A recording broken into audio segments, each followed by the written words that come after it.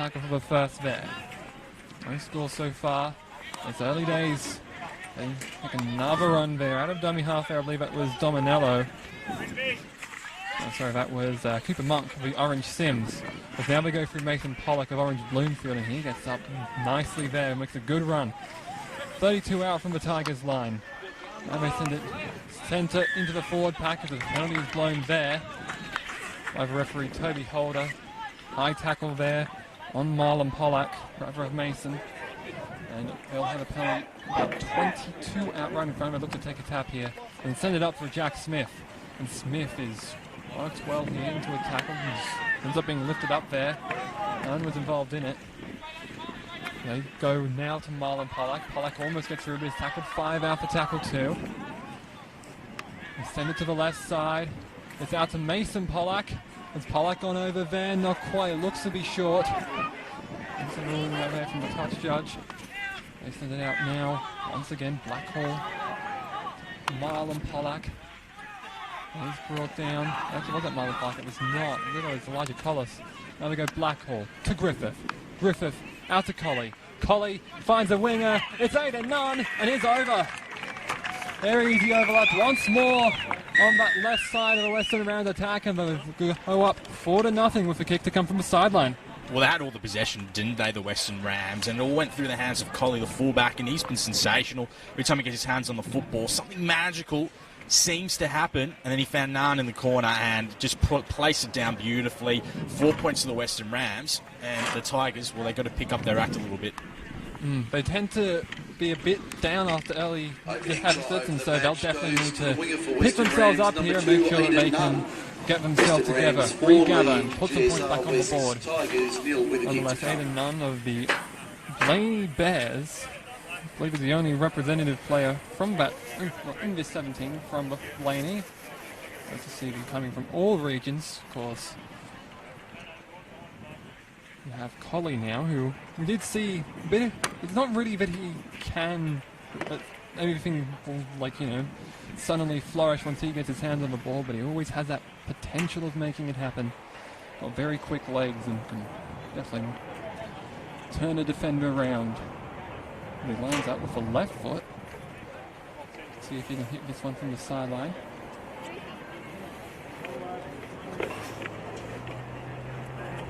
It's a very tough kick. Let's see if he can hit it right. Ooh, it's angling towards the left, and it has come up just short underneath the crossbar. So the score will remain Western Rams 4, GSR West Tigers 0 after 8 minutes. I say, the way Colley used the wind there, it almost went through the post, straight through the middle, over the black dot. Unfortunately, just fell a little bit short, but it was the right technique for that moment.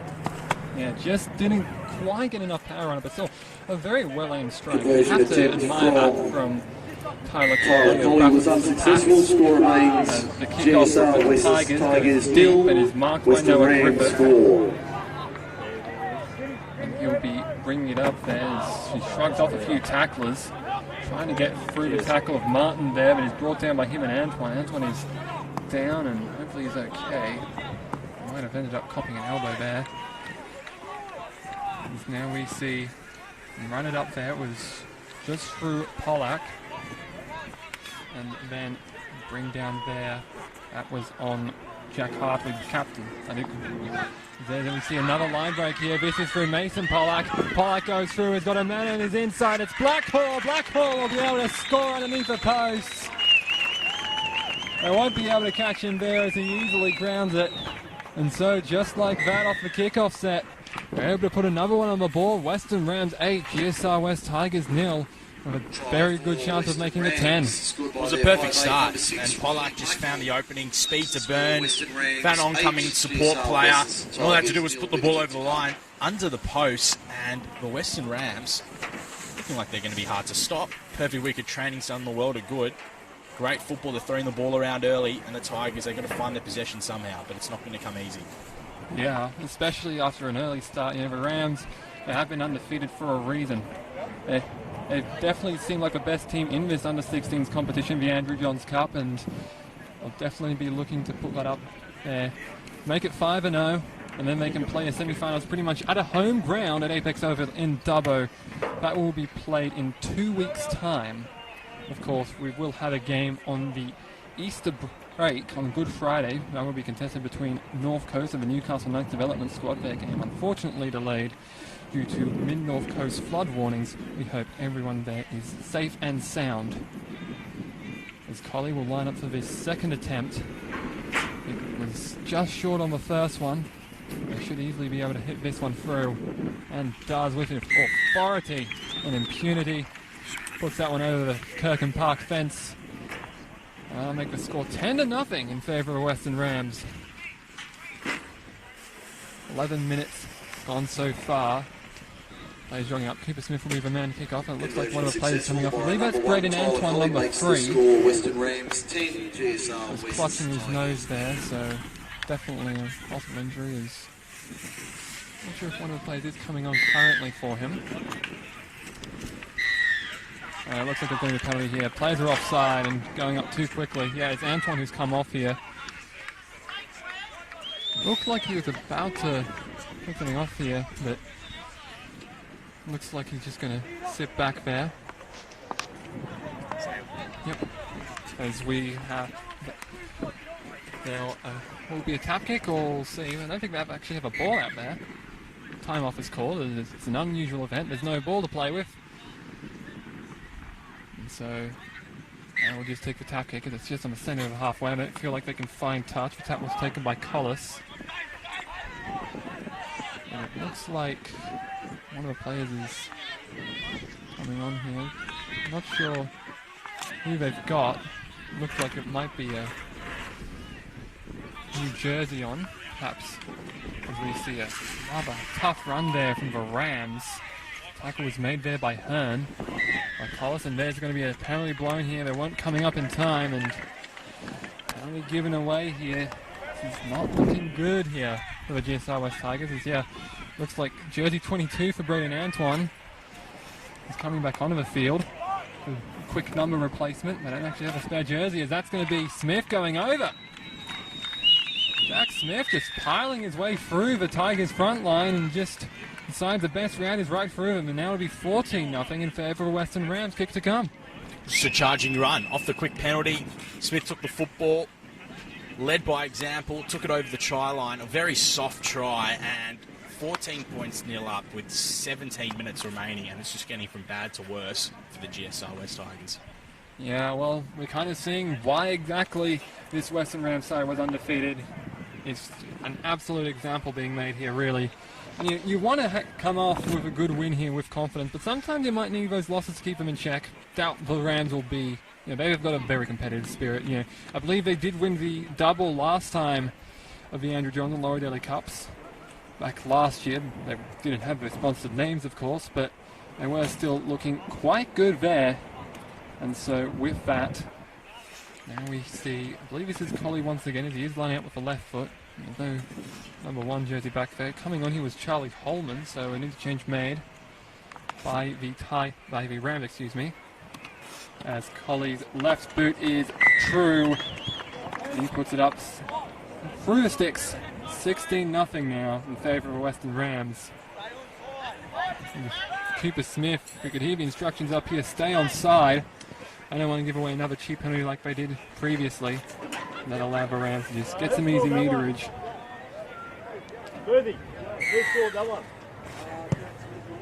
Jack Smith. There's a nice booming kick. Try for Western Rams, scored by number 10, Marlon Pollack. Conversion successful by number 1, Tyler Charlie Holman of the Western Perth Rams, Warriors. 16, wears the iconic green GSR headgear. No Rory Wheel is interesting for the Tigers side. We've seen him previously, and he also has worn the lime green, but got a nice replacement here. A big run here from Holman as Togamaga has to bring him down. Varga will hold him down there. Getting into territory. Rapatoni having to make his way off the ball there. Collis sends it to the right side, excuse me. Smith is not tackled there by Eccleston. The tackle is finished by Rapatoni, but coming over late was Bishop. He's actually taking the headgear off this time. Interesting look for him there, but nonetheless came in too late and ends up giving away a soft penalty, and the Rams will take a tap 30 out from the Tigers line. Just a lack of discipline by Bishop. Went over the top. He was already tackled, Smith. There was no reason to jump on top of his own player. Just back up with the third tackler in. Disappointing play from the Tigers, and they'd have the coach in stitches. Yeah, Coach Wayne as a party will not be happy with that, but still, after Eccleston got up, well, the tackle from Eccleston, Holm ended up getting up from that one.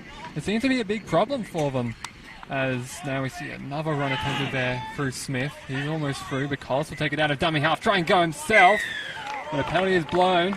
Markers were not square, and that ends up being a penalty given away for a repeat set.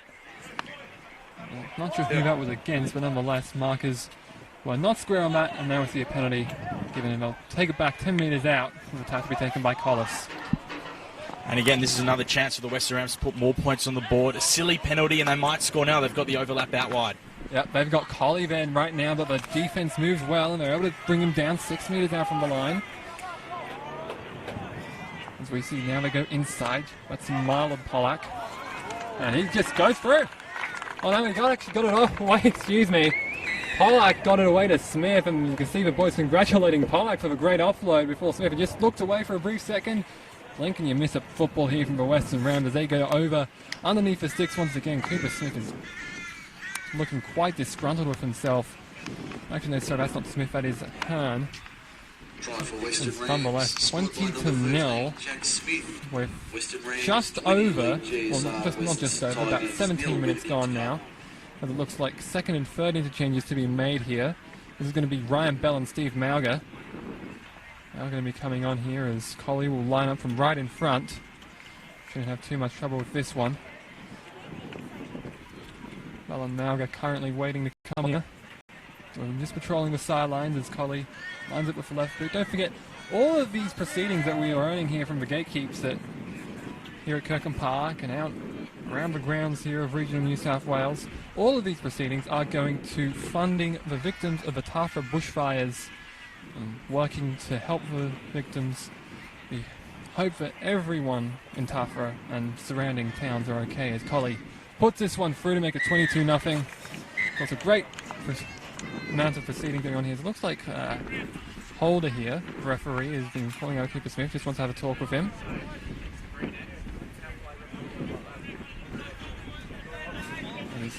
Looks like everything's alright in that regard. As now, Smith will look to restart play once more. Time still runs, don't forget. Oh, well, no, time has not been waved back on here, so currently 12-14 left to play in the half. Smith setting it up in the centre of the park. Let's see if the fresh legs, Bell and Mauger, who have started for the Tigers previously. Let's see if they can bring some energy to this forward pack, as that one's deep and fielded by Collie. And then was passed off there to the recent try assister, Marlon Pollack. The try went to Jack Smith, his second. And now they send it short to Collis, and Collis gets past the 30 through a tackle of Smith and Eccleston. And Bell was involved as well. Now they try another short one back through Josh Dominello. No, it's Dominello, I'm not sure if Josh is the first name there. Nonetheless, sent it out left side through Griffith, and now to Collie. He's got some numbers here, but they're sweeping back to them. Pass went out, and it's gone to number 3. I'm not sure who that is, but he didn't look to none. He would end up being tackled there by El Bay. It's it now to Griffith, and Griffith goes to Martin, who was tackled there on the 4th tackle. Is now it's Martin tackle for the last. Goes out to Griffith.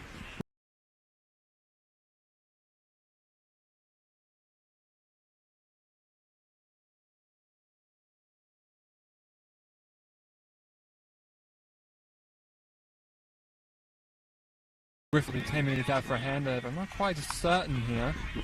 Ruling is from Toby Holder, the referee here from New South Wales Rugby League. Handover 10 metres out. Of course, Toby Holder and New South Wales Rugby League referee, as we have some swaps going on here.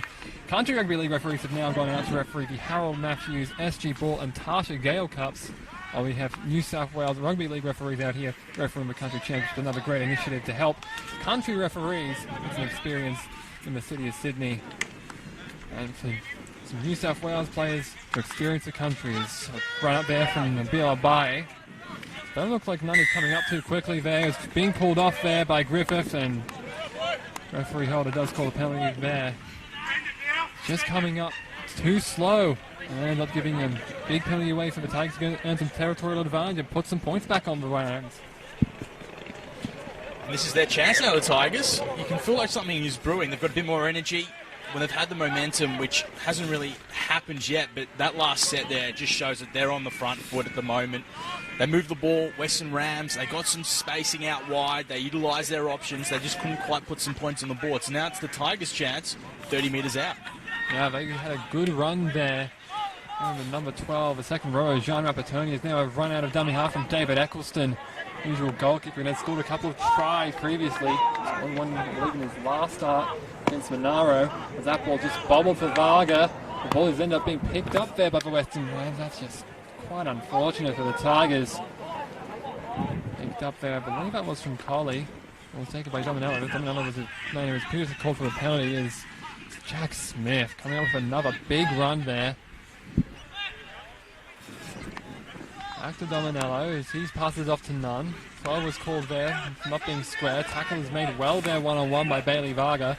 Dominello signals left, goes right instead. Sends it through Griffith, and now for the number 16 there. That's Thomas Phillips of Redbend Catholic College. Now we're going to send it to fire out to the right side. Blackhall to Collie. Collie with a jink and a step. Trying to get past Antoine, but can't get past him and Smith. As he's brought down there. I believe that's the fourth tackle. Sends it back to Dominello, and they go to the left side. He's attacking through the centre really, and now it's gone off to Phillips. Phillips trying to go through the tackle of Hearn and Payne, and is he over? Broad held up. Toby Holder says he didn't get the ball down, so that's going to be last tackle now for the Rams. Scary to think that the Western Rams could be up by more, but last line of defence from the Tigers has held them up twice. There's a nice grubber kick for a try, scored for the Western Rams. Lovely bit of work, outstanding grubber kick, and Aidan Nunn scores again. Yep. The flyer. He is a flyer here, as you see another time off call here. It looks like we're going to have a word with the Tigers referee. Sorry, not the Tigers referee, excuse me. The Tigers having a word with the referee. As that try off a Noah Griffith grubber kick went right into the backfield. Payne just couldn't quite get on there in time, and it ended up being a good try for Aidan Nunn, his second. So that's the fifth try here for the Rams, as they currently are up 26-0. Try for Western Rams goes to number 2 there, winger Aidan Nunn. That's his second for the day. Colin looks like setting up once more. He'll take this 20 in from touch, so about 15 out from the centre of the posts. Usually this is the maximum distance that we actually have in under 12 mod league. But Collie should have no trouble with this distance, judging by the angle, and he almost got the kick from the sideline with enough power, so similar sort of deal here, should be fine with it. Coming up with the left foot once more. It's 3 from 4 so far. Let's see if he can make it 4 from 5.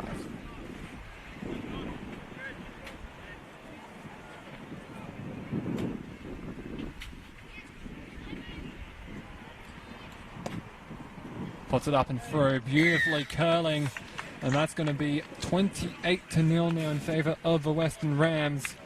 And the Tigers need to get something back going here. They had a good attack early, but just ended up halting just before they could put it over. Conversion successful. And now let's see if they can perhaps mount another goal line stand. Western Rams 28. At the moment, it's just all Western Rams. I think Jack Smith's been the best player today. The lock forward for the Rams has just been sensational. The way he's got his hands on the football, breaking tackles. He's gaining a lot of metres, and it's his footwork close to the line that's really keeping Tigers concentrating and just trying to work out how they're going to stop this young fellow, because he has been fantastic. He reminds me a lot of Taumalola, late footwork towards the line, and it's very hard to stop. Yeah, he has been very difficult to stop indeed, as Dominello clapping the boys, making sure that they're still up and fighting. Good body language from him. There's another one up there. That was from the number 12 there, I believe.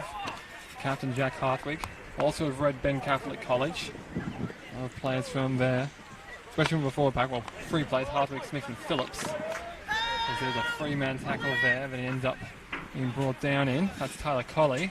Now they send it to the left side. Griffith dummies once, twice, fends off Varga, tries to get through a tackle of Togamaga, then gets an offload away there to Ryan. Ryan is brought down over the legs there by Varga. Well, just had him through as Hearn ended up finishing off that tackle. Griffith, he'll look for a bomb kick high towards the right side of the Rams attack. It's spilled up there. It was taken by Cody Crisp, who's come on here, but he's brought down. That's going to be 6th tackle and a changeover. Good tackle there from Steve Malga. And the man from Parks Spaceman, as it says on here, only representative in the Andrew Johns Cup side from Parks, ends up being brought down by Malga, and the Tigers win the ball back. And Malga saved the day as the bomb went up. Look, it didn't go as deep as they would have liked to have gone, but caught the ball, and it was just a Tigers' way of stopping anything from eventuating, because they could have put more points on the board, but they just couldn't release the ball. No offloads, no desperation football. But when you're up 28 points to nil, I guess when you're 20 metres out from the Tigers' line, you'll be pretty happy with that. Yeah, that play once again, an almost winger save that time, but after a penalty was blown there, it was given towards Ryan Bell. As we see, it's going to be a scrum feed because it was touched by a Western Rams player. That was not number... Yeah, it was number 5, Cooper Monk of the Orange Sims, just out there. Tried to save it from going out of play, but just couldn't get there. Of course, the wind just billowing around a fair bit. And right now, I currently feel it coming across and favouring the Tigers, so wind favours them. It looks as if they have... No, they didn't. I was worried they had more than 7 backs there, but they did not, as now they take a run through Togamaga. At 5'8" and in the centres so far, and he's doing well, no matter what role he's filled. Eccleston sends it out there now for the 17, Kieran Cook of the Fairmere Tamil Roosters. He takes up 25 out from the line. Gives the ball off now to Connor Martin, and Martin almost got his way through, but gets a good 10 metres through his running. Eccleston takes a couple steps out of dummy half before he went to Hearn. And Hearn inside the 10 is tackled well there by Cody Crisp. Eccleston plays it back. Sorry, Eccleston received it in dummy half. Sends it out to Cooper Smith. Cooper Smith almost was brought down heavily there by Charlie Holman. Line last tackle. Varga, quick rubber kick. Deflected by Dominello. Dominello chases it down. Almost escapes through, but is tackled there by Varga. As now we see right out of dummy half there from Griffith. Puts the arm up to try and stop the tackle of Smith. And he's held there for the 2nd tackle. Hands it back to Dominello. Sends it back now. Leave us with Colley. The Colley is wrestled by the shirt there. Good tackling from Cooper Smith for 5'8", been a good playmaker so far. May have actually been Mason Pollack there that took the run, as now this is with Chris. Recognizable there in the head here. Once again, a tackle from the 5'8" Smith. They're doing a lot of work for them. They now run up through Hartwig. And Hartwig getting just up to the 40 before he's brought down there by Eccleston and Rappattoni. Takes it back to Dominello. Dominello give to Blackhall. Blackhall with a kick. Bounced once. Picked up there by the Tigers. And it's Martin who's tackled there. Lifting out from his own line. Slow play the ball here. Trying to get the boys back on side. And now that dummy half run is snuffed out there. A good attempt though from Ben Payne of Mossvale. He was brought down by Blackhall and Crisp. Good quick line work here as penalty is blown here. Time off is called. Looks like we're going to have a word here with, I believe that's Pollack. Hartwig is out there as well. See if anything is done here. Hopefully we just got the verbal warning. Yep, hands to the face, so definitely a warning there against Mason Pollack, and a penalty will be given to the Tigers. They'll try and kick it from about 30 metres, and we'll get about 20 metres on it before Usher puts his flag up there. Still a big chance of the Tigers to mount an attack in Rams territory now. Well, you don't need that in rugby league. Hand to the face. I mean, that's just lack of discipline. Call that a play that you tend to do in junior football. These guys are kids at the end of the day, and they probably want to rip in. The testosterone's running through them. So at the moment, it just seems like the Western Rams are the team that's in front. Tigers are getting a bit frustrated. Western Rams want to rough them up in defence, and they're doing that. But when you're up 28 points to nil, as long as you don't do anything wrong, you should win the game, technically. Well, one line of logic you could take with this is if you can score 20 in one half, you can score 28 in the other, especially On a fairly warm day like today, where fatigue can easily set in here, as Varga is hit well there by Blake Martin. He's trying to make his way square quickly. Eccleston sends it to Rapatoni, and Rapatoni tries to attack Dominello, but good technique from him, getting right round the legs and brings him down with the help of Griffith. Sent out there now. Was through with 5'8" Smith, and now with Payne, and Payne is brought down 20 out from the Rams line. Last tackle now. It'll be Eccleston, and Eccleston to Smith. Smith was having a man chase after him, and then sends a awkward grubber kick out to the right side, but it's fielded there by a sprinting winger. I believe no, it's not the winger, that's a 5'8" for Riley Blackhall. Blackhall's going to be able to get over. Took the grubber kick beautifully. And ended up being congratulated there by Cooper Monk. What a play from Blackhall. Picked up a grubber kick and just takes it coast to coast. And the Western Rams now, at the stroke of half-time, got 32-0 with a kick to come. Well, it's just lucky at the end of the day. I think when things are going right for you, it'll just continue to get better and better. And Blackhawk gets his foot in front, gets the ball back, and he put on a little bit of a goose step, and off he ran 80 metres, puts the ball down, and they score. And you can see the Tigers now. They're just devastated, hands on hips. They're sinking to the floor, and you just wonder, where can they go from here? I mean, it's going to be a tough ask in the second half to get back into it. Yeah, it will be tough for them, especially knowing that they didn't really have much playoff implications for this, being outside of the top two. Nonetheless, the Rams look just about ready to head back into the locker rooms and prepare for what should be an entertaining second half nonetheless. As Collie lines up here, this time about 10 in from touch. Not going to make it 5 from 6 here. Been good with the boot. Can improve on that. So far, 80% conversion rate this game.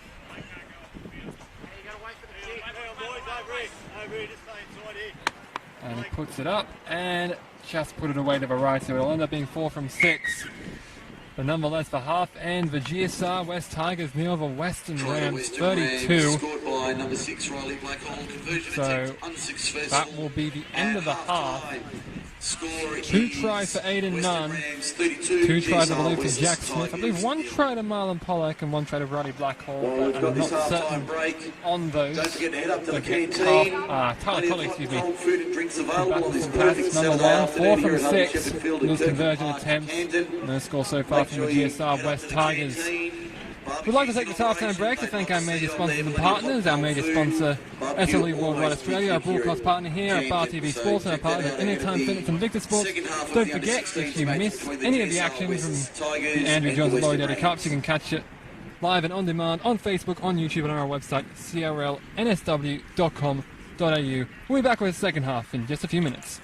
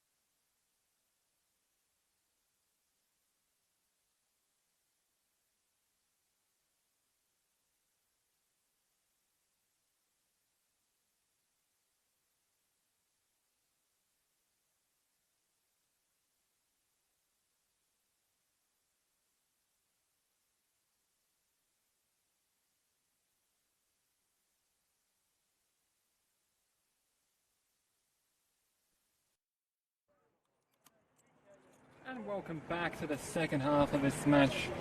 The Andrew Johns Cup here between the GSR West Tigers and the Western Rams. And it has been all the boys from the West here.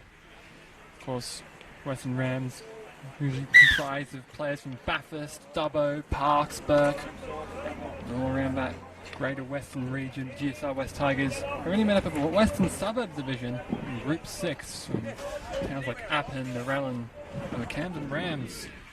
Interesting coincidence there with the Camden Rams players, some of them on this GSR West Tigers side, playing up against the Western Rams. Just to name a few of the Camden Rams players: Braden Antoine, the number 3. Well, currently he's got the 22 jersey on because I believe it was a jersey replacement in order. And Cooper Smith, number 6. Well, 16, Jackson Hearn. 3 pretty solid players here for the GSR West Tigers so far in this tournament, playing for the Camden Rams here against the Western Rams. So far we've seen some great play out of the number 13 from Redburn Catholic College, Jack Smith, the number 1 Tyler Colley, and of course 2 tries to the Blaney Bears winger Aidan Nunn.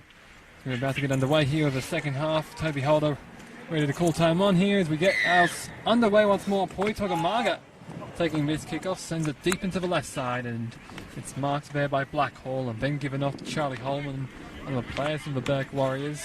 And he's tackling a 3-man tackle.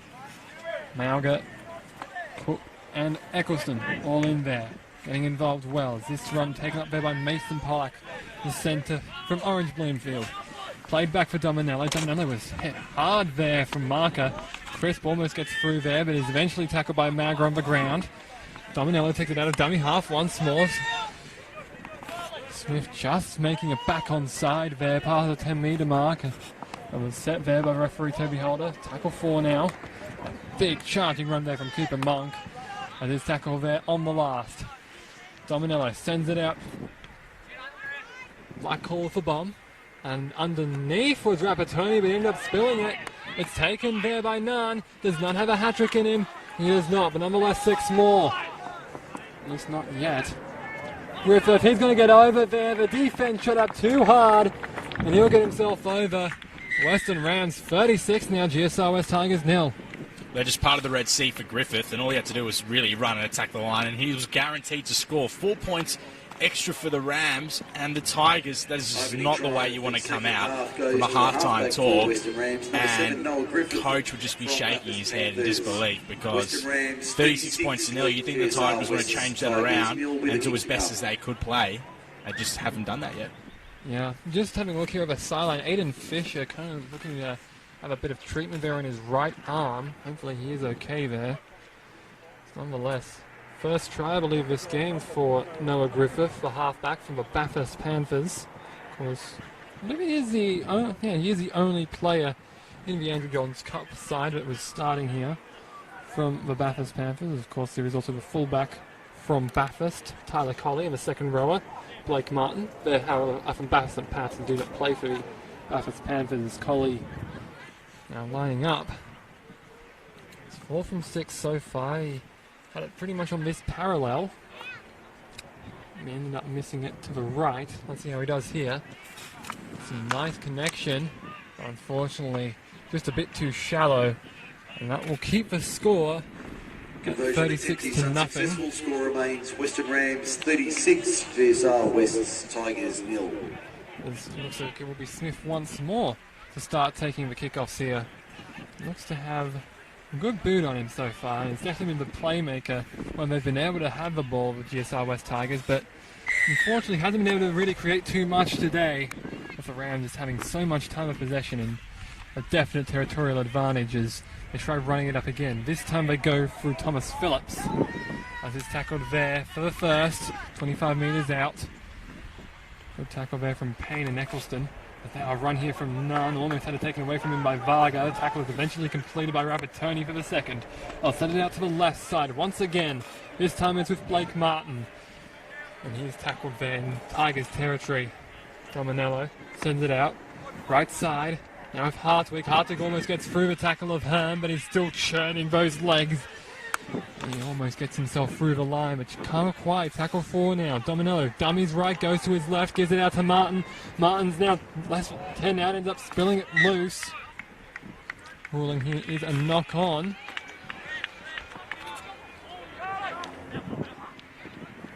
see which way it goes. It's going the way of the Western Rams, so it went backwards off the offload there, and it ended up being knocked forward by the bye, as we hear. There's a time off called once more here. With just over 4 minutes, or just under 4 minutes gone and a half, excuse me.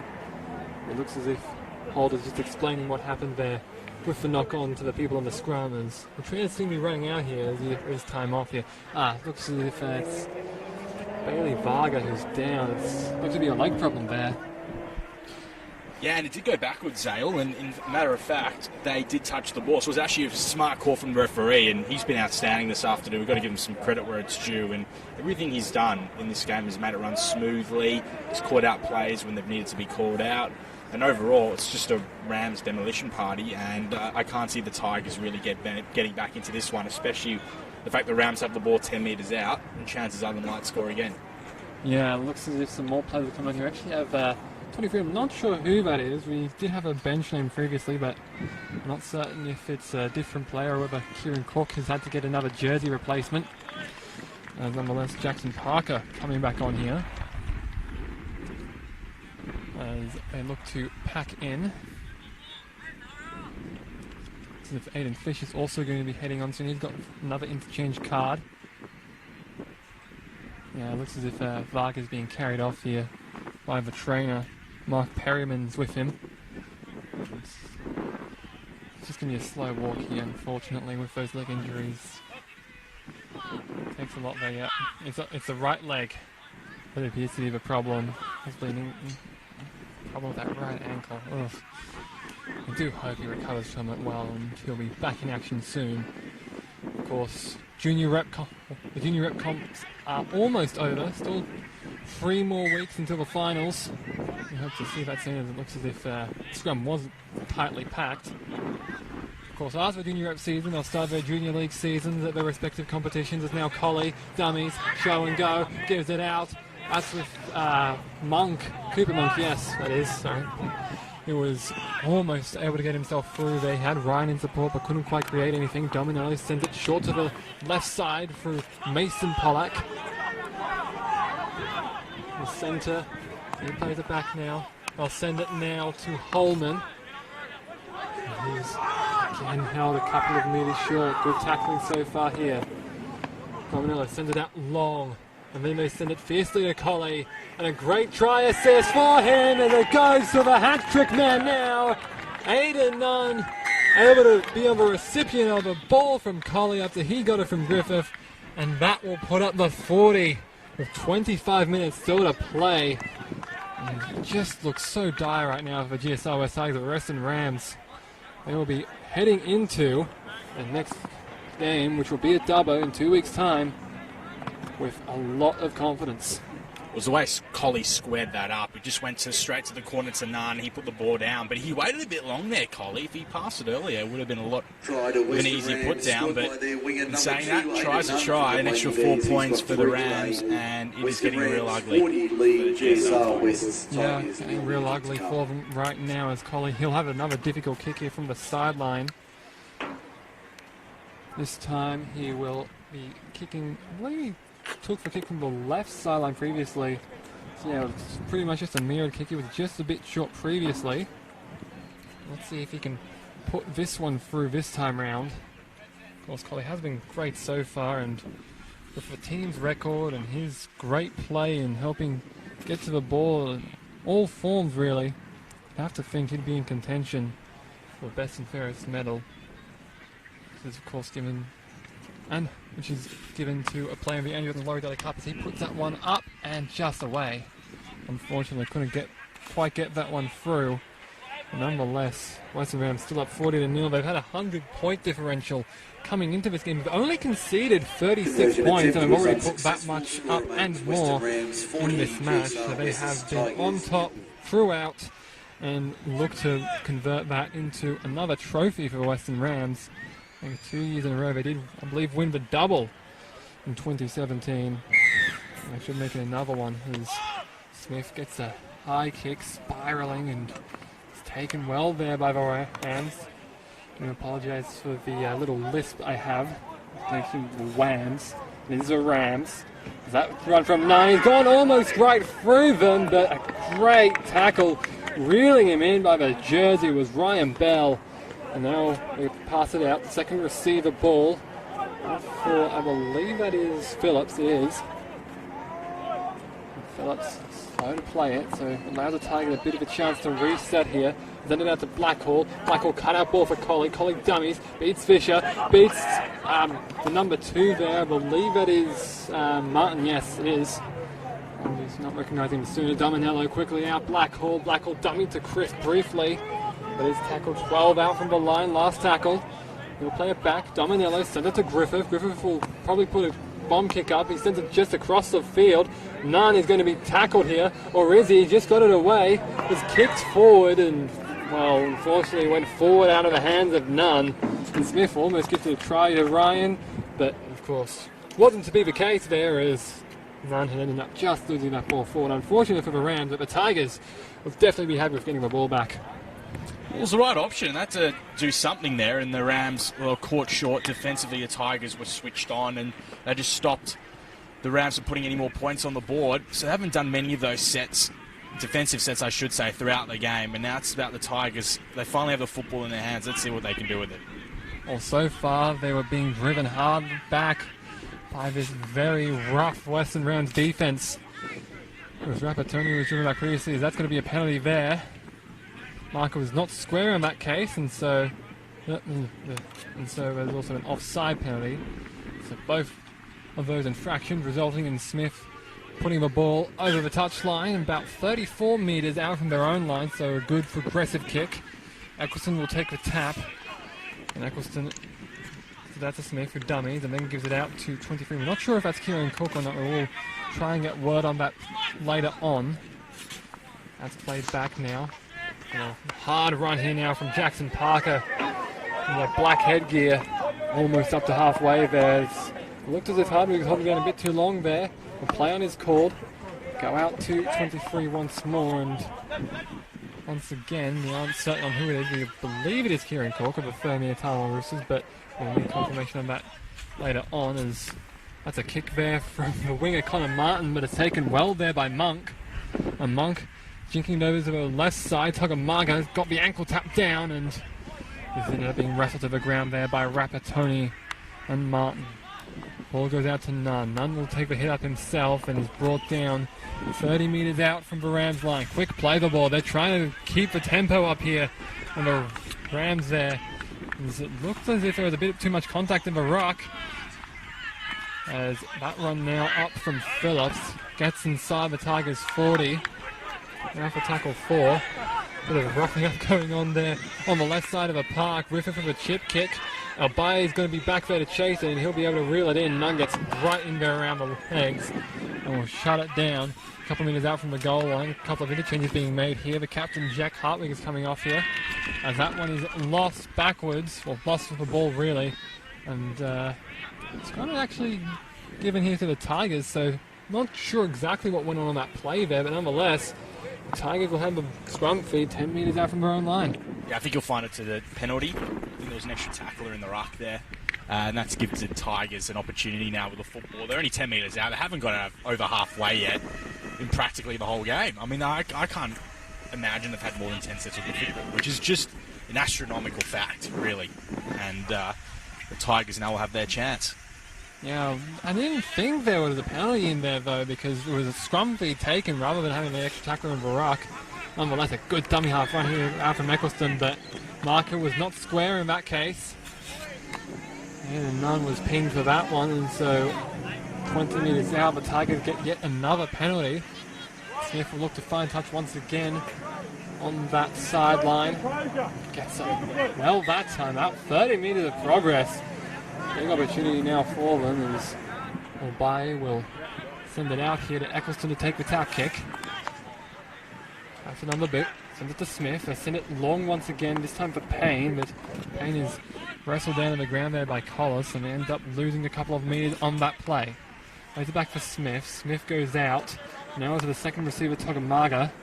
Togamaga almost through the tackle that time, but gets a good 10 metres nonetheless.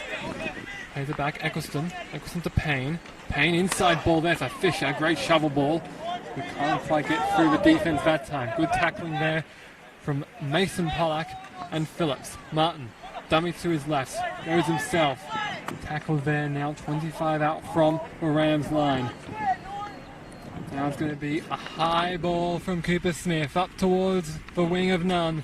It's spilled out there by Griffith, and Griffith claimed it. Both times went backwards, and so it'll be play on here. 28 out, first tackle here. No signal for 0 here from referee Toby Holder. That was another good run there. I believe that's from Dominello. No, it wasn't. It was from Noah Ryan. And so that one will be 6 more, I believe. I think I was touched there. It's taken by Dominello. Have a look here. I thought there was some contact with the ball. Let's see. It's still free. There's a call from referee Toby Holder. Ryan gets through a tackle. Now it's being wrestled to the ground there by Eccleston. And there's going to be a penalty there. It's just coming on too hard. It was against the 23. We're uncertain if that's Kieran Cook or not. Nonetheless, once again, holding down in a tackle. It's been a problem for the West Tigers. GSR West Tigers, that is now play for Collins. He'll be taking the tap kick here. Like trying to kick it out from the centre of the park after a risky find of touch previously. That one's taken up by Dominello. Collis sends it out there now with, I believe that's Marlon Pollack. Force of Pollack brothers from Orange Bloomfield. That's the neighbour representative son. Good on the brothers. And Orange Bloomfield is now a little jinking run here. I believe it's from Collie, but Collie eventually tackled. Eccleston stopped that drive. Sends it back. Now it's going to be out there for Blackhall, who sends it to Mason Pollack. Almost lost it. Was able to hold on well. He'll roll away there, Aiden Fisher. Does eventually get to his feet. Short ball now. Jack Smith has a hat-trick now. Over as easy as you like. He gets through the one-on-one tackle and puts it down. So now the Rams will be up 44-0 with 16 minutes to play here in this second half. Well, we've got Collie, Blackhall, Griffiths and Smith, and all 4 of those guys have been just instrumental in this lead, and it will be a victory. I think with 15.5 minutes remaining, you can basically say it's safe and sound for them, but they're a tough team to beat. There's no doubting that. They're structured, they know what they want to do with the football, and again, Jack Smith deserves that. It was a simple short pass, soft try, but at the end of the day, he'll take that. Yeah, well, you can take 4 points any way you get, really. Whether it's just off a little spill in the end goal, or whether it's off an 80-metre solo run. We saw that ladder here from a great run off a grubber kick. It was taken by Riley Blackhall. Jack Smith and Aiden Nunn, both with hat-tricks so far. They contributed 24 of the 44 points so far. Tyler Collie, I believe he's produced, not sure how many, but nonetheless to try and produce another 2 for him. I believe he's kicked 4 at least. With how many tries they've scored, it's a bit difficult to keep track. And still try and put this one through. He's about 15 from touch. And he's put that one straight and through. That was a beautiful kick from him. Right over the black dot. And that will make the score 46-0 in favour of Western Rams. With just about 3/4 of the game gone now. And 15 more minutes. Well, under 15 minutes left now in the GSR West Tigers and Young Cup campaign.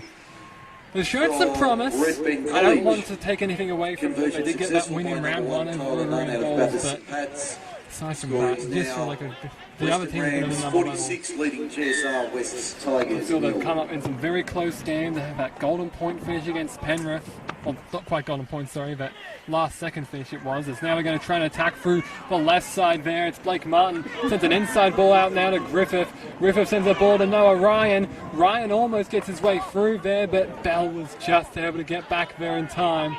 Now the set starts 21 metres from the Tigers line. Momentum all with the Rams. As Nunn puts a chink there, beats Smith well, but is driven back in the tackle. And you can hear some of the boys there. I believe that's Antoine on the wing is saying, fire up, let's get going. What about Friars? There's another big run from Marlon Pollack. Well, there's going to be a penalty here. Maybe they were coming up in time, or perhaps they didn't come up as a unit. No, it looked like there was a hand on the ball there. Nonetheless, penalty against the Tigers as They send it now on a little shovel ball there, attacking that left edge. It's the right edge of the Tiger defense. They attack through the left edge. Marlon Park almost gets in there. None. Had the ball almost taken away from him there, but just got it away in time, and a good tackle lands on Noah Griffith. They now send it out. Dominello. Short number 9, almost able to get his way through the defense, but a good tackle is made. Play it back about a metre out. Collis. Long ball out there now. Griffith. Blackhall sends it past Griffith. Now to Tyler Colley. Is going to go for the corner and is put over. An absolutely outstanding finish. Excuse me for getting in the way of that one. I apologise. Just had to lean forward there and ended up putting that one over, as it ends up being another try for the Rams. 50 is up now. They'll raise the ball. And it's just been all the Rams momentum. We do apologise as well for getting in the way of the camera shot here. Unfortunately, it's a bit of a tough setup here. We've got the camera on the left side of the commentary platform, really. And unfortunately, we couldn't get you a good angle of that one. We deeply apologise. It was an unbelievable finish from Colley. Just jumping up, putting the ball down in the corner, and I'm going to take a kick from the sideline. His more favoured sideline, really. We saw him put a great kick in there, about 15 in from touch, and they'll try and do the same from the sideline. Well, they just had the overlap, and Colley was the man with the football in his hands, and he had 2 players alongside him, but he thought he'd go for the spectacular Superman put down. Nightingale-esque, put it down in the corner, by the corner post. 4 points now for the Rams, and it just seems like the Tigers, well, they just want to get their heads stuck in defensively, but when they do that, there's just overlap central, so they're not talking in defence, and it's just gifting the Rams that opportunity that they need to put more points on the scoreboard. Yeah, he had Pollock, Mason Pollock that is, and the winger Cooper Monk on the outside of him. But he ended up just giving that one to himself as he puts that one beautifully up and through. That one sailed so cleanly. It's a great accurate kicker, Tyler Colley.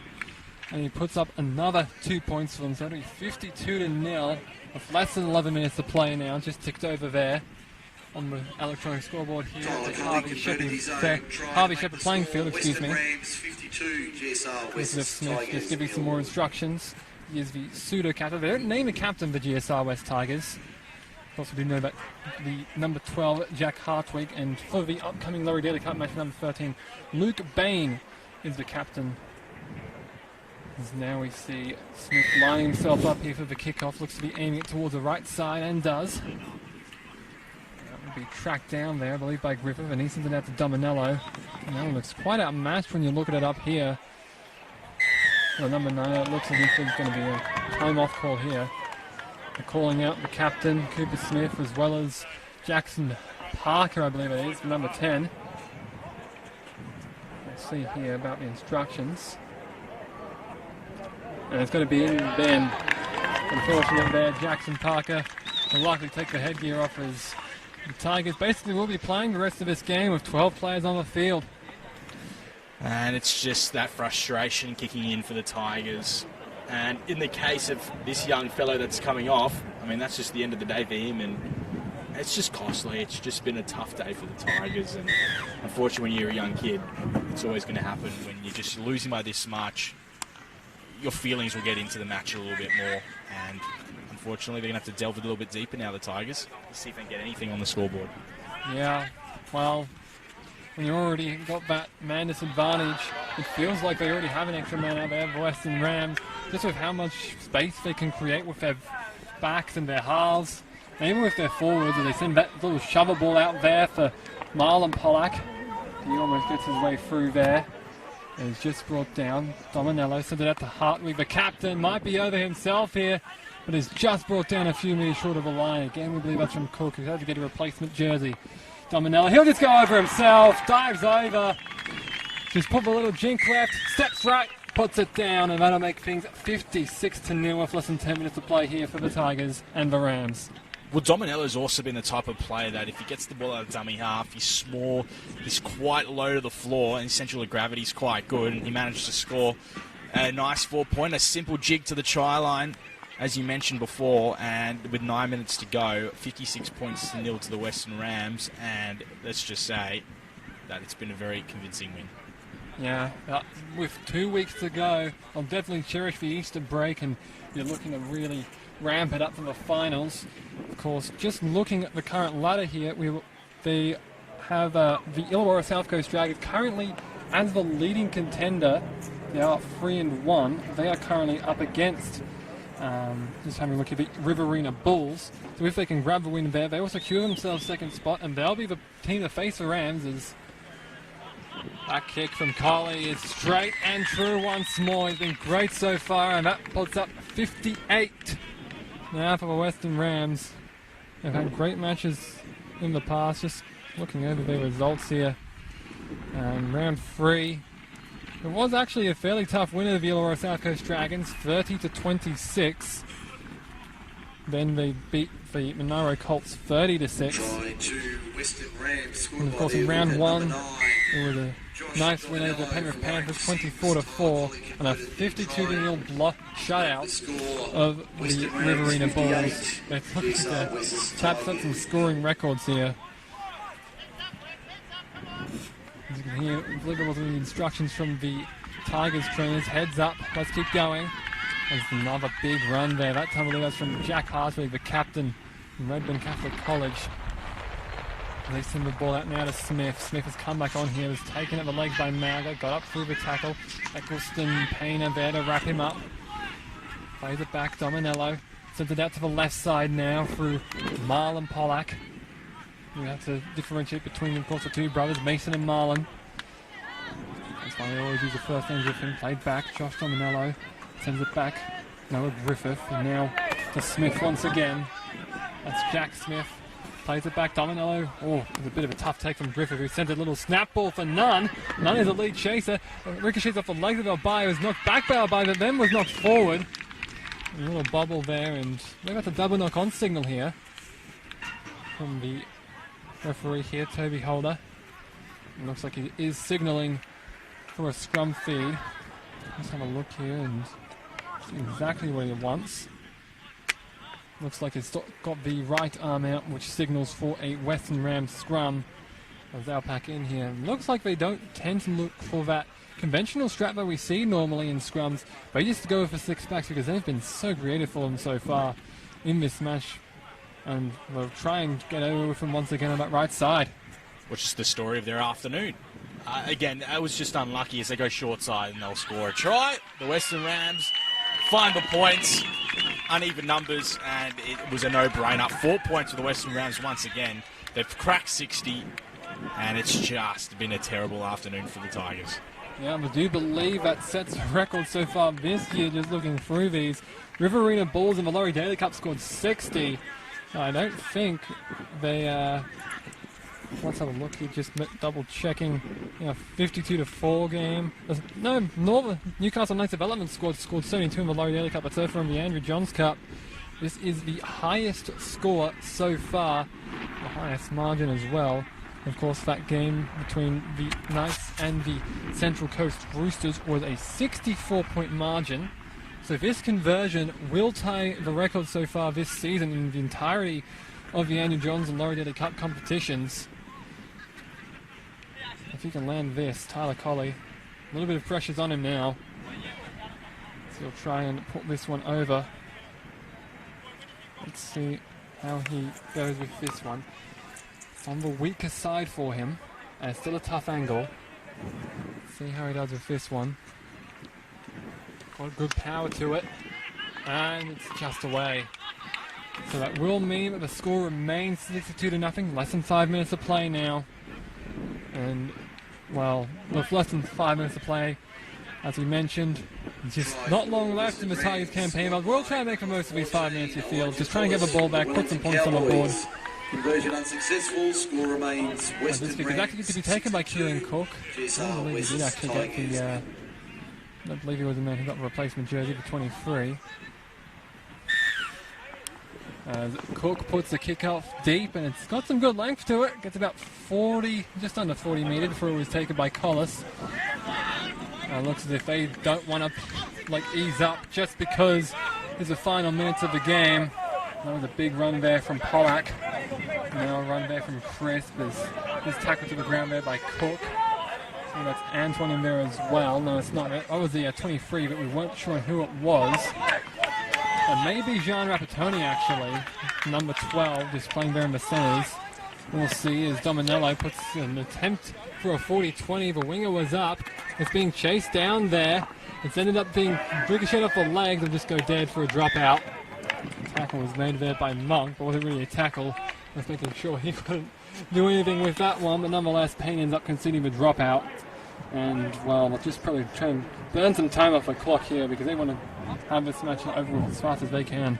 Well, that's a sign of a great football side when you've got a winger like Monk chasing the kick downfield, puts pressure on the fullback, and now they get a repeat set. So a lovely bit of work there from the Western Rams with 3 minutes remaining. Let's see if they can put more points on the scoreboard. Yeah, there's a dropout there, and just in the centre of the park, taken eventually by Dominello, 30 out. He's brought down quickly there. And the tackle that always looked to be winding round. Yep, Bishop was just winding himself round in the tackle, and that constitutes holding down. And so that will be another penalty given away. It's been ill-disciplined and unfortunate, really. As now Dominello takes a tap kick, puts it on the boot, and a hard run up there from Pollack. That's Marlon, of course. He'll play it back to Dominello. Dominello will go left side and now be attacked through Holman. Holman's brought down there by 23. I believe that's Rapatoni. Not exactly certain on if it is or not. So he plays it back now. Dominello, he's going to go over himself. He's going to get his second, and that is the margin record so far. 66 points for him. And the Western Rams. This side looks deadly. They are going to be heading to Dubbo in 2 weeks' time with absolute copious amounts of energy. And they'll be looking to make another Andrew Johns Cup victory for themselves, with Dominello scoring that try out of a run of dummy half and putting it down under the sticks for a second. Oh, it's been a long afternoon for the Tigers. There's no way around it. They've just been flat. They've been lethargic. They just really haven't had that added bit of energy to keep up with this Rams side, who are a very good football team. We'll give it to them, and it's just a lack of numbers for the Tigers, and they've just counteracted anything that's come their way. And the Rams, they're a good side and set to continue as the weeks go on. Yeah, well, of course this is the final round of the competition, so we'll be back to their junior league sides, places like Appin, Picton, and Rutland and Camden and Campbelltown very soon. I hope to see them come back and fight later on. They've definitely had some promise and look to put something up here for Tigers, but unfortunately the Western Rams today have just been on an absolute another level. Just the 59th minute ticking away. Of course, we did mention earlier the best and fairest medal. I do believe it. Tyler Colley and Jack Smith could put themselves in contention towards. It is the Ron Lanesbury medal for the Andrew Johns Cup, and for the Laurie Daley Cup, the Tom Nelson medal. As now we see Cooper Smith will likely put in the final Second kickoff for try them. for the hooker for Western Rams, number 9. Time Josh has Dominello. now gone to the Conversion was milliseconds. successful from Tyler Colley. Whistle goes. Smith puts it deep towards the left side once again. Gets another decent amount of length on the ball. Collis almost ended up losing that one. He'll take the hit up himself. He'll try to attack Antoine. He'll just try and go himself down the right side. He beats Fisher. Have the legs taken out there by Payne, and it looks like Payne is down. I hope he is okay. It looks, and he is just about to get up to his feet. He is okay. Is now going to see a little jink here. Pollack taken eventually by Martin. He almost lost it. And now here we go. It's going to be Ryan on the siren. He's going to get himself over. They're going to make it 72. It's a score record. And the Rams, they will be very happy with that. A try is first of the game here for Noah Ryan. And with Collier set to take the conversion, it'll set the score record this season, 74 to nil. The expected one, of course, currently 72. The Western Rams, I have to applaud them, take my hat off. They have been absolutely outstanding, as you see. Looks like one of the players is getting treatment there. He'll be okay for the finals. That's Collis there, who is trying that run up the side, and then it was a hard hit between him and Payne. And it ended up creating some issues. Of course, we did see Payne down earlier.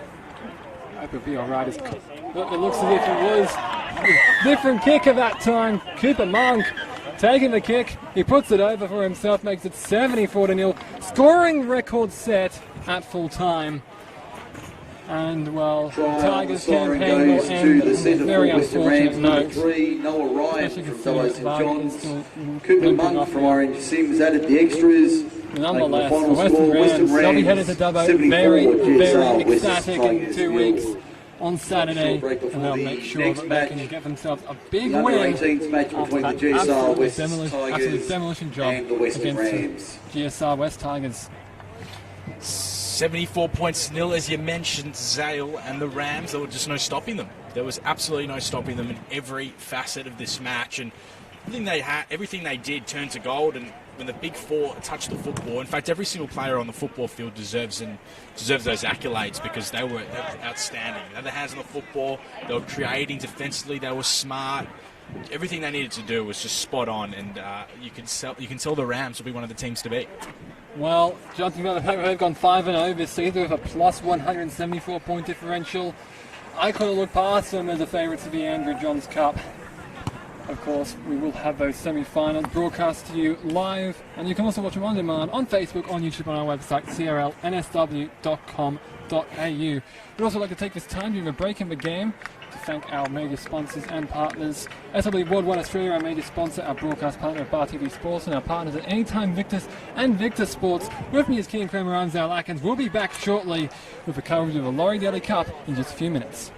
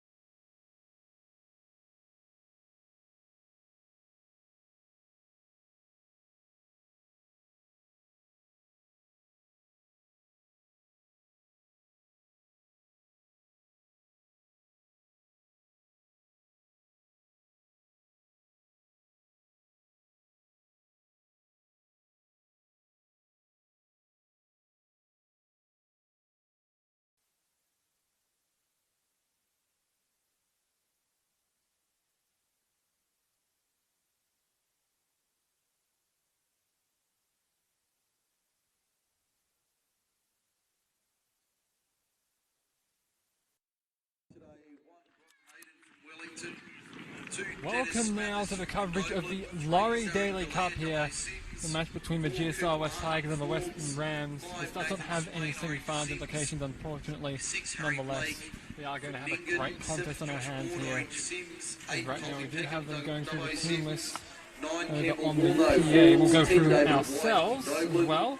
11, Thomas Stimson, Double Sims, 12, Bradley Fernley, For the team Baptist list for the Laurie Daley Panthers. Cup, for the GSR West Tigers, number 1, Jacob Paulson, number 2, Dylan Oitman, number 3, Brandon Webster Mansfield, number 4, William Saliba, number 5, Alex Mataya, number 6, Udeki Lamua, who had a great game last week at Shell Harbour, number 7, Ryan Mulvaney, number 8, Terrence Stanley Sealout, number 9, Jack Burke, number 10, Brendan Bayless, number 11, Chris Tuifua, number 12, Ryan Vessel, number 13, Michael Goggins, number 14, Bryce Earnshaw, number 14 is Uta Togatuki, number 15, Bryce Earnshaw, number 16, Filawaki Feilakatori, and number 17, Kai Vorts. Their coach is Jeff Hunt. And for the Western Rams, number 1, Brock Naden, number 2, Dennis Spaffis, number 3, Zarin Galea, number 4, Cooper Martin, number 5, Nathan Swain, number 6, Harry Blake, number 7, Josh Board, number 8, Colby Peckham, number 9, Campbell Woolno, number 10, David White, number 11, Thomas Stimson, number 12, Bradley Fernley, number 13, the captain, Luke Bain, number 14, Paddy Haycock, number 15, Aaron Mawini, number 16, Nick Booth, and number 17, Tyrone Harrison. Their coach is Paul McDonald. You see the players lined up. We have the Andrew Jones Cup players ready to give the guard of honour to the Laurie Daley Cup sides. Of course, just having a look at the ladder currently here. The Western Rams, they have the draw against Penrith. They had a win previously. Of course, the Tigers, they got their first points of the Laurie Daley Cup in a draw against the Illawarra South Coast Dragons with a tight tussle there at Shell Harbour. It was a great game to see, especially because they were able to defuse that last-second play from Jake Brisbane. It could have been another last-second loss for them, and that would have been quite unfortunate for the Tigers. These players look to be heading out onto the field now.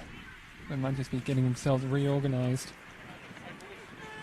As just to the previous results, the Western Rams ended up being beaten by the Monaro Colts 38-24 out at Harden.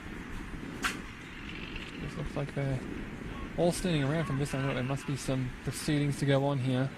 About 10 metres out from that right side, the hillside really.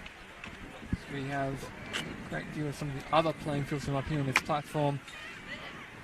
It's a lovely ground here, Kirka Park, and you've got one end with just nice little excerpt of suburbia, and then on the other side, hills and freeway, pretty much as far as the eye can see. As you see, looks like the referees here are jogging out on the field. Of course, the New South Wales Rugby League and Country Rugby League referees have swapped around for these junior representative rounds. Looks like the players are jogging out here. The Tigers coming out first. Out there by their captain. Well, technically we don't have an official captain, but I believe that is it's number 10. You see they're clapping the Western Rams onto the field. Welcome to the GSR. Number 20 actually, so there are some late changes here. We'll try and get some information on them. Actually the name is filled out by their captain Luke Bain. 3 Brandon Webster Mansfield from Campbelltown Collegians. 4 William Saliba from Campbelltown Warriors. 5 Alex Mataia from Mount Annan Knights. 6 players currently shaking hands. Just actually listening in. Terence Stanley Looking at Hideki Laumua is out, number 6. As well as I believe number 7, Ryan Mulvaney has got another player out there. He's Brendan Bayliss. 12 Ryan Wessel from McArthur 11 is Saints. also out. 13 Michael Goggins from Victor Magpies. 14 Brendan Bayliss. I've got to Yuta check the Tokaduki list. from the Mount Annan Knights. 15 Bryce Earnshaw 15 is from still the Thorny playing. Roosters. 11 is Chris Tuifua. From the Campbelltown Collegians. 17 Kai Wirtz from Mittagong Lions. Also 19 Cody Tozer, 20 Stephen Dengate, and 22 Riley Whiffen. Cody Tozer and Riley Whiffen over We will be observing a minute minute silence in honour of Brett Geller, former Western Rams country player, and also Nolan Booth, for a Western mother of the Rams under-16 Rams manager and grandmother of the under-18s player. So if we could have everybody up standing for a minute's silence, please.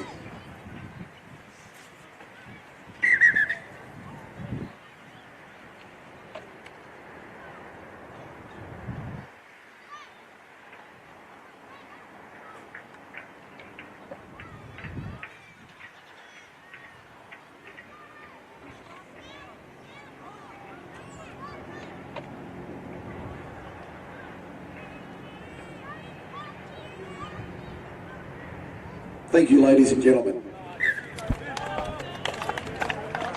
We'll have 35 minutes each way for this match. Our referee from the New South Wales Rugby League is Paul Eden. Touch judges are Will D'Amato and Josh Ashcar. So as it looks as if the train will be running out the tee here, of course. We did mention earlier the swap between the New South Wales Rugby League and Country Rugby League referees. Of course, this time we have Paul Eden out there. Of course, we do have our touch judges William D'Amato on the near sideline to start and Josh Ashcar on the far sideline of this broadcast. Jacob Paulson looking to get us set and underway here. Eden blows time on, and we are underway here with this Laurie Daley Cup match between the GSR West Tigers and the Western Rams. It's going to be a shallow kick to start. They initially start their attack here as the boys are fired up early on. It's going to be a run up there from Thomas Simpson in the 11. And number 5 there now. They go to Nathan Swain in the purple headgear.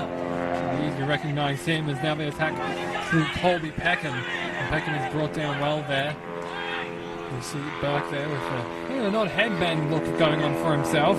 Nonetheless, big run up here from a Captain Bain as He's ended up being brought down there in a tackle from the centres. Webster Mansfield and Saliba. I believe Robson Mansfield is moving to the 5/8 position. With, of course, Moore and Mulvaney both moving out of the side. As the attack through that left edge. Last tackle here. It's going to be a kick up from the number 7, Josh Board. And that one was not taken in the in goal there by Paulson. So play on is the call. And he will take it with his back facing the side, and the tackle there by David White. And they'll go short side once again. This time it's with Mattia. As we see them now going to the right side. And a good run there. That time it was from the prop Brendan Bayliss. He's been a good forward for them so far. Despite the fact they haven't earned a win, he's still done some good mids with his runs. He's going to run up now from, I believe it's Filau Katoe. Now Webster Mansfield, long ball out Dengate. Dengate sends it to Paulson.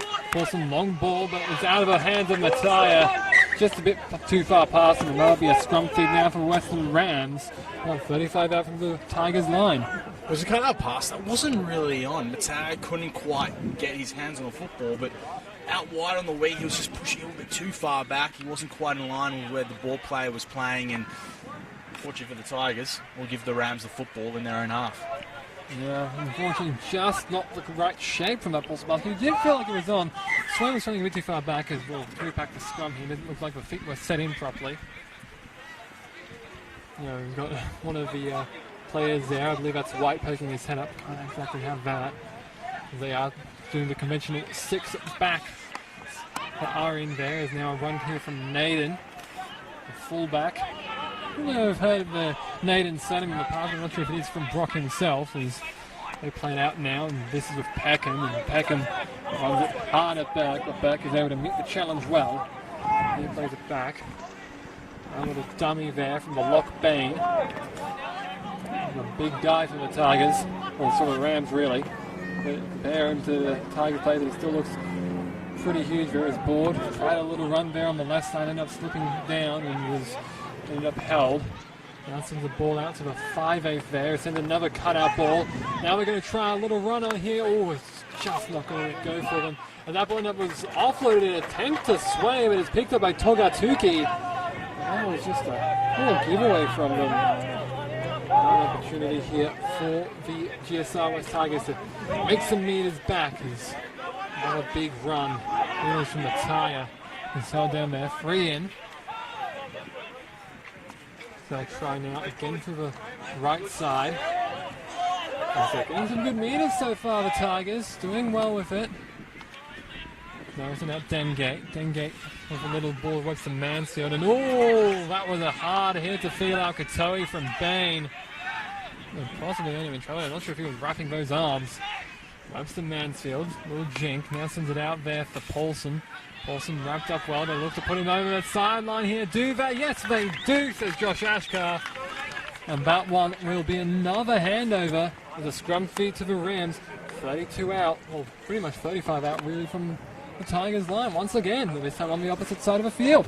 Well, last week, Paulson was phenomenal. I think it was the week before, actually, we did the game, but Paulson was spot on in what he did. He was really creative out the back. He just gets lost a few times throughout the match, and if he gets his football in his hands more than he has done in the past, good things will happen for this Tigers outfit. Yeah, that ball now out to the number 4 there. That's Cooper Martin. It's with an A instead of an ER, by the way, if you were wanting to try and find him. So C-O-O-P-A Martin. From the convention as Luke Bain tries to run it up. And, well, that wasn't a part of his plan. He's ended up just giving that ball right away, and it's picked up there by William Saliba. He plays it back, and now they're going to try and run out of dummy half. The Tigers now back with momentum. As that ball was taken up by Webster Mansfield, plays it back for Burke. A bit of a lost call. Almost a lost ball there from Bayliss, but he did well to gather the ball that went behind him. Let's plays it back now for Burke. He sends it short this time. Now it's with Michael Goggins, and Goggins getting into the Rams territory and trying to push up hard. Try and look to the left side now. Webster Mansfield, Dengate, little jink, then gives it off there to the number 8. It's Terrence Stanley Sealau of the Minto Cobras as he plays it up. 33 out for the last tackle. I'm not sure if that was it was lost there. It could have possibly been called a penalty there for incorrect play of a ball, but nonetheless was lost. And a scrum feed will pack in once more for Western Rams. So it's a lot more competitive than what we saw in the 16s. Just the way they're competing with each other. They're just really getting stuck in defensively. Offensively, they're moving the ball quite well. The careless error in that play for the Tigers, and that's gifted the Rams a scrum feed. Yeah, well, now we're going to have a big charging run there from the number 3, Darren Galea. I believe he was part of that reserve to the minute silence that we had before the commencement of this match. Is that run up there? I believe that's from Bain once more. So it may be Bradley Fernley there, both players' teammates on the Bathurst Panthers. It is Fernley getting a second look at it. Now it's with Bain. Bain is wrapped up well by Goggins, and good help in the tackle there from Burke. He plays it back now. They'll send it to the right side now. Peckham tries to attack the line after receiving the ball from Board. But a great tackle there once again, that time from Wessel. They'll look to go to the right side once again, and they'll attack that edge. They've almost run through there. One little jink from Galea, but couldn't quite get anything going. Last tackle now. High ball up there from Harry Blake, and it's going to be taken just there by the winger. It's not Hassel who was being used, it's Dylan Oitman. Hassel is omitted from this match. Now they try and attack it now through the centre.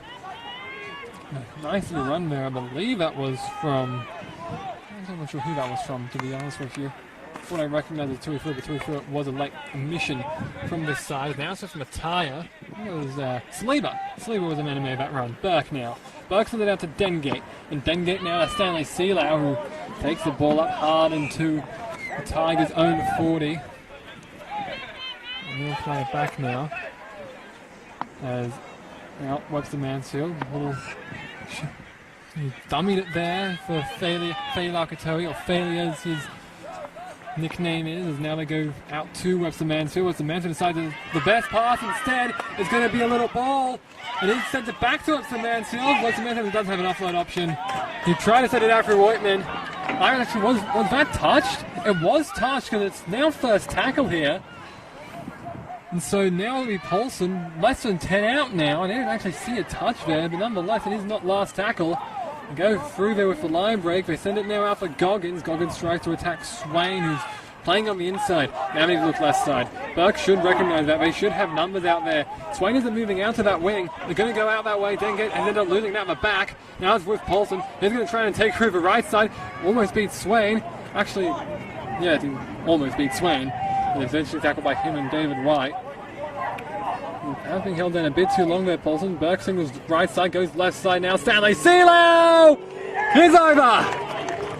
Just got up through with a call that he lost it, but the referee says try.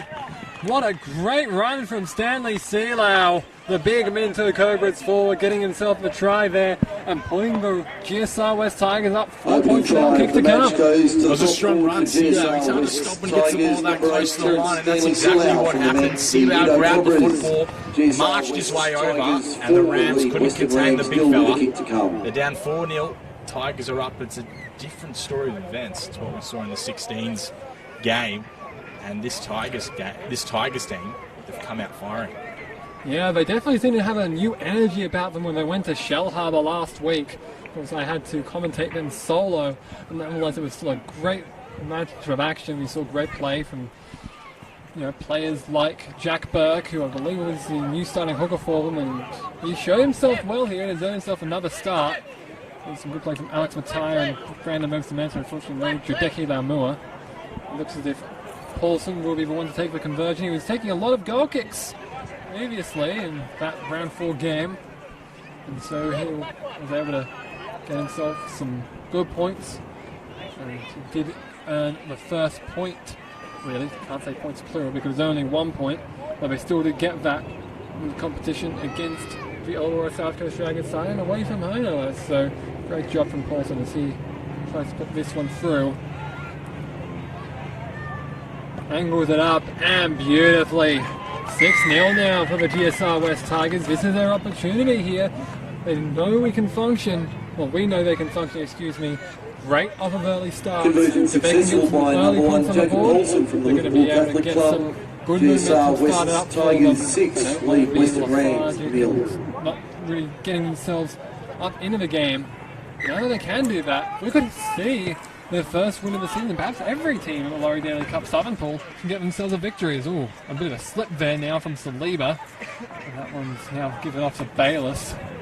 The turf was kicked up there. Of course, we did have 3 matches here played previously. We have the Canberra Raiders, taking the Western Suburbs Magpies in both the Harold Matthews Cup and SG Ball Cup. As now that ball is sent down to Burke. Burke gives it out now. I believe that's with Webster Mansfield. He's brought down now. 40 out from line. It was not Webster Mansfield, excuse me. It was the number 13, Michael Goggins. He sends out Dengate. Dengate dummies back with an inside ball, but it's going to be tackled eventually there. Good tackle from Galea, the number 11. I don't quite remember his name off the top of my head. There's a little jink from Vessel, and he'll take it up here. Down inside the Rams 40. Now they really get up to their feet. Just a correction there. Number 13 was Goggins, and then it was Dengate. He was in 20. As that ball was taken up there by Goggins. So now we go to Dengate. Dengate will put a little grubber kick in. He was a bit obstructed there by defenders, as he can be.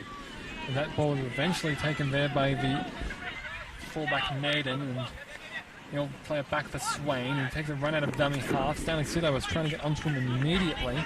Couldn't quite do it. I'm exactly sure. Oh, a little bit of an awkward dummy there from Dennis Spaffis, but yeah, I don't know. A good tackle there from Dengate and Togatuki. I think it was Togatuki. I wasn't sure on who it was. He gets himself in there again. This time with a tackle on White, who actually got the ball away there for Naden. Naden's going to try and sprint past here, but Paulson locks him up, and he's eventually brought to ground. Was he held down? No, now he is. Tackle 21 out from the Tigers line. They're going to sit with where they feel they have numbers, and it's with Galea. Galea was hit very hard there. Was he obstructed? He was not. See what the ruling is here. The touch judge looks a bit uncertain on that side. It's over. He got the try down there. Zarin Galea. It looked like there was a possible obstruction from Swain's time off is called. It looked like it was because Swain he stopped up there. He put the hands up. Was run behind there from Galea. It looks as if they're bringing out Vessel as well as Dengate. Nonetheless, 4 points is 4 points for Western Rams. They'll have a kick from the sideline to try and even things up here. On the 6-4 with 13 minutes going to be kick to come. Looks like we are okay with the exchange between Paul Eden and Ryan Vessel. I think it was also out there. He's the functioning captain here for the GSR West Tigers. We'll see. Looks to be the fullback once again, the kicker here, Brock Naden, to try and make things 6 apiece. Galea did a great job. He bounced out of a tackler, and then he just found the corner post again with another Superman-like put down. And the way he did that, he's just a small body, but he's tough as nails, and that's what got them over the line for the Western Rams. And they've got a tough conversion now to make it 6 points. So, my bad, 6 points apiece. 22 minutes remaining. There's a kick now, and it looks to be good. Not just waved away. Just went to the inside of the right post there. As that will end up being 6-4 now in favour of GSR West Tigers. They still hold on to a slim lead. They did have a 10-point lead at half-time, 18 points to 8, I believe it was. So there's been something different if memories are the greatest. Nonetheless, that was eventually converted into a draw. It was an 8-point lead, actually, yeah, 16-8. Is now Jacob Paulson, the kickoff man, sends it out deep. It's spiraling, not quite end over end, but more along the smaller axis. And there's a tackle now on the second rower there. That's number 11. He plays it back to Swain. I did previously not mention the number 11. It was Thomas Stimson, or Dubbo Sims. I do apologise to him. And you know, these possible fans I don't know. A lot of family and friends like to watch on Facebook as well. I do like to read your comments. And there's a good run there from Bradley Fernley of the Bathurst Panthers. And they go left side once again. And now they try and break away from Cooper Martin. But the ball spills out to the... Missed out there, really. Missed out behind the Western Rams, I should say, as it was eventually dove on. Now a little jink here from Spaffis. He has to think he's a big playmaker, but he's put on his back by Ryan Vessel. And that's a how do you do right there. Looking like he was trying to be a big playmaker, but he ends up just giving that one right away there. And that mark is taken well by Paulson after the kick there from Harry Blake of the Ningen Tigers. I actually got to referee them once at Allianz Stadium. They were out there in a nice little exhibition game in the halftime between the Sydney Roosters of the North Queensland Cowboys. Just a nice little fun fact for you there. Now they send it out to the left side. Now with Mataya. So that's actually Togatuki there. With his wrestled down to the ground by 3 defenders. Looks like Mataya is actually off here. He's made his way over to another wing. Nonetheless, out to Vessel. He gives it off to Goggins. Goggins tackled hard there by Peckham. Oh, he actually lost it there. It was recovered by Bain. I'm not sure if he intended to do that, as that one was a bit of a lift of a tackle there from Vessel and Dengate. So that will end up giving the ball, well, giving another sort of set to them, as we've gained about 10 metres of territory there for kick Harry Blake, and a big chance for the Rams to possibly take the lead here. Well, it's 20 minutes to go in the first half, and you can tell the fatigue factor's creeping in for both sides at the moment. Another monstrous hit from the Tigers.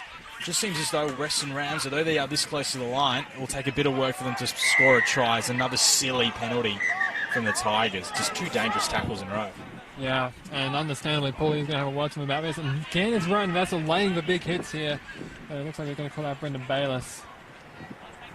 And they're likely going to say, next one with, I don't know, 10 minutes, and just hanging up by the sidelines as timer is recalled again for the dangerous throw. So we'll likely see the tap kick taken here. They'll send it out to Peckham, and Peckham will go for a hard run here, almost gets himself through the line. And he's just brought down there. Good tackling from the GSR West Tigers. They'll send it long to the left side this time. The right side of the Tigers attack. As now we'll send it to Martin. But Martin is brought down for the second. Now they go, oh, it's a short ball for White, but he's lost it back. Was it touched? Well, a signal there, I believe, but it looks to still be tackle 4 here. They will play it back now. Long ball from Warner. Send it back now. Blake with a cut of that ball. Now to Swain. Swain only has Mataya to beat. Did he get there? He did not. Was ruled to have lost it forward. And it's going to be a 20-metre restart. And now we'll try and go up quickly the GSR West Tigers. Paulson will take the tap here. Takes it quickly and will run right at Bain and Board. Ends up being tackled there for 0. Of course, we do play the same tackle set here. This is the international laws of the game. No real special laws like first grade interpretations. So usually it will be you won't see very quick restarts in these sorts of grades, but the referee was set and ready, so that was fine for them as Mattia takes it right out of dummy half here, tries to take on Peckham, gets an offload out now to Burke. He gets it out to Webster Mansfield and links it out to Bayliss, who takes a charging run at White and gets himself a few meters before he's eventually brought to ground. Burke now goes to the short side. In the NRL. 9 minutes gone in the first half. A little dangerously there, but he's up and okay. Thankfully, as that ball was offloaded out there from Naden, I believe that's to Farnley. And Farnley is tackled there. 32 out from their own line, the Western Rams. Now they send it out. Now to Spaffis. Sorry, that's Peckham, excuse me. And he's eventually brought down there by Stanley Sealau. Now out to Bain.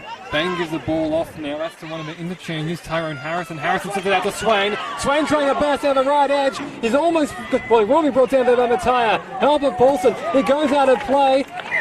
Not an infraction. It's going to be a scrum thing for the Tigers.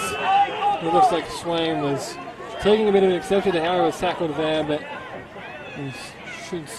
heads should be still kept cool here, and things should be all right.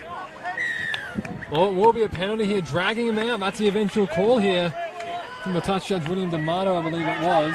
And so now he'll be put out of play there by Harry Blake. We thought the tackle from Paulson and Mattia was okay, but the tackle was completed, and then he was dragged out. So now the tackle to be taken here by Woolner. He sends a cut-up ball out for Bain, who's lost it forward. And a big sequence of events there that will end in the Tigers scrum feed. Pretty much in the same spot where... sorry, I'm forgetting the name here. Nathan Swain. When Nathan Swain went out, now we're going to have a scrum feed form for the GSR West Tigers. Let's see what they can do. The Tigers, Western Rams, I mean, they were running pretty well. Swain had the ball out wide. just had to run about 20 or 30 metres and he may have scored, but the great job from the Tigers just to cover that. Defensively, they've been pretty sound, the Tigers. Offensively, has been another story as they just got the ball up the scrum feed. Yeah, it was an unfortunate drop there from Finalization. That one ends up falling. Now back to the Western Rams. The tackle from Matthias and Paulson, albeit strong, didn't need to be forced out and ended up giving away the penalty, and then Bain ended up giving away a careless error. And now a second one there from Finalization. It's already, I believe, in the Laurie game between them and the GSR was tagged as well. At least I did. And, that was almost scored out of the scrum there by Woolner. Now Harrison going to try and attack himself. I believe he's come on there for Zarangalia. Number 3 is off. Now it's out Woolner. Goes to Bain, and Bain almost able to get himself over that time, but a good tackle there. I believe it was from Goggins. Now it's sent out long. Now to Blake. Blake Jinks tries to go himself. He'll be over. Great little two-step. And he loves to put that on. The Ningen 5/8 gets over. Beat Vessel. Well, after he beat the big prop Brendan Bayless and gets himself a try. And now the Western Rams hold the lead. 8 points to 6. 20 minutes played so far. And the kick to come. It was a great individual try from Blake. Just steps off his left foot back to his right. Finds that opening and just attacks the line. Lazy defence from the Tigers. Zale right behind us. There are a number of grey clouds. Now, let me tell you, if it starts to rain, we'll be absolutely drenched. Let's just hope it doesn't rain until after the game. We'll be all right. Well, it may be just grey clouds. It doesn't look like there's any rainstorms coming in. But looking at, there's a lightning strike we see out there. Hopefully the storm doesn't come in too quickly. Hopefully we get some weather forecasts on that shortly. Nonetheless, we did make a second interchange here. We did see one player come on here, Tyron Harrison. And now on for them is number 15, Aaron Mawhinney of the Forbes Magpies. I have 3 players actually from Forbes. There's Campbell Warner, number 9, and keep him up, number 4. That kick is through that time. A good kick made there. I believe it was from the fullback Rocknaden once again. So that'll make things 10 points to 6. The Wellington Cowboys converted the try to make the score. Western Rams now 10. Paulson will prepare the kickoff. Tigers 6. And let's see the Tigers. They started out with points, they opened up the tally, but now they need to put something back on the board here. And you look to who their real danger men are. They got it through Terrence Stanley Sealar previously. See if they can do it again. Paulson, high ball, gets about 40 metres of distance on it. Where it's eventually taken and run up here by that interchange just made, Mawhinney. It looks as if I have a hand wrapped around there from Goggins, but got out, it was okay. Little offload there now for Woolner. Now a little jink here from Naden, trying to escape a tackle of Burke, does so well. Eventually picked up there by Harrison. He's going to be held down. Held up, really. In that tackle by Vessel and Goggins, just need to set him down there. A bit awkward in that fashion, but Mawhinney, nonetheless, will take it up forward. He'll play it back. Woolner, cut out ball there. Long ball out now for Bain. And Bain just wrapped up there by Finalization. He does well there fairly. He plays it back now. Long ball. Now it's Blake. And Blake puts the kick towards Paulson. Takes an awkward bounce. Bounces up right in front of him. And he's able to sweep on it well. He beats Blake and now tries to get round Mawhinney, but can't quite do that, and is tackled just on that 20-metre mark. Now a big run up here. Matthias took a hard shot from Bain, but went through it well and took it right, on the chest. I don't really say the chin there, it's about to be a high tackle. Bain with another hard hit, that time to Finalization. They get up just before halfway now. Now we're sending it out to the left side. Dengate to Bayless, and Bayless almost tried to trip a tackle of White and Mawhinney. He was just tackled there. That was 4th. I'll send it to the left side, I believe. They do through Dengate. Dengate now out to Stanley Sealau. He looked to go to Vessel, but decided the best thing to do was just take it himself. He's tackled there by Blake. Goggins sends it to Webster Mansfield. Mansfield high ball. Webster Mansfield, that is. And it will come down and just be let out into touch there by the winger Dylan Oitman, and so Rand will just get a scrum feed about 13 out from her own line. I'm a big fan of the crossfield kick option. Unfortunately, none of the Tigers players knew that was coming, so Mansfield put it up, hoping for someone to get underneath it. Just wasn't the case. It's a tight, it's contested. I'm liking what we're seeing in this 18s encounter. It's very even. Yeah, so far it has been very exciting so far. Even though we have seen, occasional errors, it still has been very good football from both sides, really. As now Naden looks to try and beat Togotuki and Vessel with a pass, but can't quite do it that time. They'll play it back now. Woolner quickly out of dummy half. Togotuki was not really onside there, but it wasn't really contested there. Harrison put down. Who was it there? It was Stanley Seelau who ended up getting to ground. Is now, I believe that's the halfback. Yes, Josh Board. Tackled there now. Woolner sends it out there to Fernley. Fernley's got a lot of room available. The line wasn't shooting out towards him. He gets inside the Tigers 40 and a bit more. As he was now tackled there, about 5 out from the sideline. Long ball out there now, just taken there by Josh Board as he's clattered by Bayless. And ends up going to ground eventually. Not last tackle just yet. As we do have a bell out there nonetheless. Let's focus on the action here as Harrison just got past the tackle of Vessel, but eventually brought down there. Then Gaten Stanley Seelau. Last tackle now for the Rams. I'll send it out. Blake will go to Grubber. He puts it on the ground for them. It's eventually picked up there by Nate, and now 0 tackle. They will likely play advantage. Sets to stand up and play. The touch judge there. I think that's William D'Amato. Maybe Josh Ashkar, not too certain. And now lifted it up left side with Aaron Mawini. Mawini is tackled there. A few metres short. Now they go short side once again. Harrison, is he over? They say short. Long ball out now. Was it touched? It was. Now a ball out for Fernley. Fernley doesn't have numbers because there was a little bit of an inside run trying to be created there by Martin. We should have just stayed out of that centre position. Nonetheless, they'll send it out now. Second receiver ball for Martin. He's going to go with it this time round. I love that repeat set from the touched ball. It could have possibly been an intercept. Nonetheless, the Rams have put home another. And it's 14-6 with a kick to come. And Martin was just very easy, wasn't it? He just got the football in his hands, just ran it himself. When he's that close to the line, he is super hard to stop, and he's shown that throughout the whole game. He's got his hands on the football, goes well when he's moving off his left foot. He's quite strong off that. He's got his big fend and easy try for the Western Rams, and it's 14 points to 6, which is quite a hefty lead. Western Rams 14 lead GSR Western Tigers. Are raised, but I do have faith in the Tigers. I believe they can definitely pull this one back.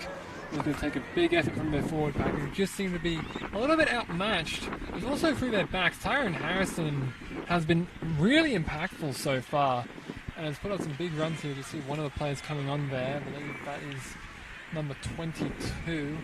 It's not Cody Tosa. I believe he's wearing the 19 jersey. I don't quite remember it off the top of my head. I did mention it previously in the broadcast, but nonetheless, he'll be coming on now for them. Not sure if you did hear the little snap there, but we do know the weather forecast currently is that one is waved away. It was just a bit too far to the left of the posts. And that makes things 14 points to 6. Was unsuccessful. Score remains Western Rams 14, GSR Western Tigers jog it 6. up once again. In the NRL, 18 minutes gone in the first half. Canberra Raiders 12, New Zealand Warriors 6. Right now it looks to be Paulson taking the kick-off. As he usually does, he tends to be a big kick-off man. Of course, he previously between fullback and kicking between, I believe, Jacob Paulson and Clive Hasselman. But Hasselman not in this side this time round. As that is boomed long. Gets another good 40 metres before it's fielded by Harry Blake. Blake gives it off now to Mawini, and Mawini is tackled there, well, by the interchange man, Kai Ward, who's just come on. Bit of rolling thunder. An incorrect play. The ball penalty is blown here. Yep, feeding it through the leg. The great call there from the New South Wales RL referee, Paul Leedon, who has, of course, exchanged himself, as we mentioned a couple of times previously. Paulson will take the tap. Will get any more metres than he needs to, as that ball given off to Bayless, and Bayless is tackled there, 12 out from the line. He's going to play it back now. Gives it back to Goggins. Now Filau Katoa fends off 1, 2, 3 defenders. He won't be able to get over himself, but he has really attracted a whole bunch of the defenders. So now they're going to try a little spread offense here. They go out to Dengate, but the man who was after him, White, just shot up there. He did lose that football, and double knock on there is a signal. First knock on was from GSR Tigers, I believe is a call. have a look here. Eden signals it is a Ram scrum feed. And exactly what they needed. I think the Tigers were putting as much pressure as they possibly could on this Rams outfit, but again, they're a sign of a good side. They managed to keep them out. Now they've got a scrum feed with 6.5 minutes remaining. Yeah, it was a great tackle there. It was David White, I believe, that made it. And he ended up forcing Vieira there. There's now have to pack in their 6 forwards. Paulson ended up moving into the lock.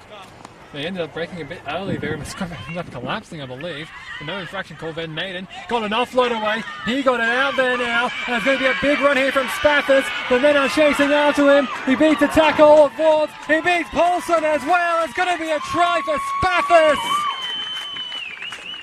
Just puts it down there now. And they can't believe it. What a run from Spathis.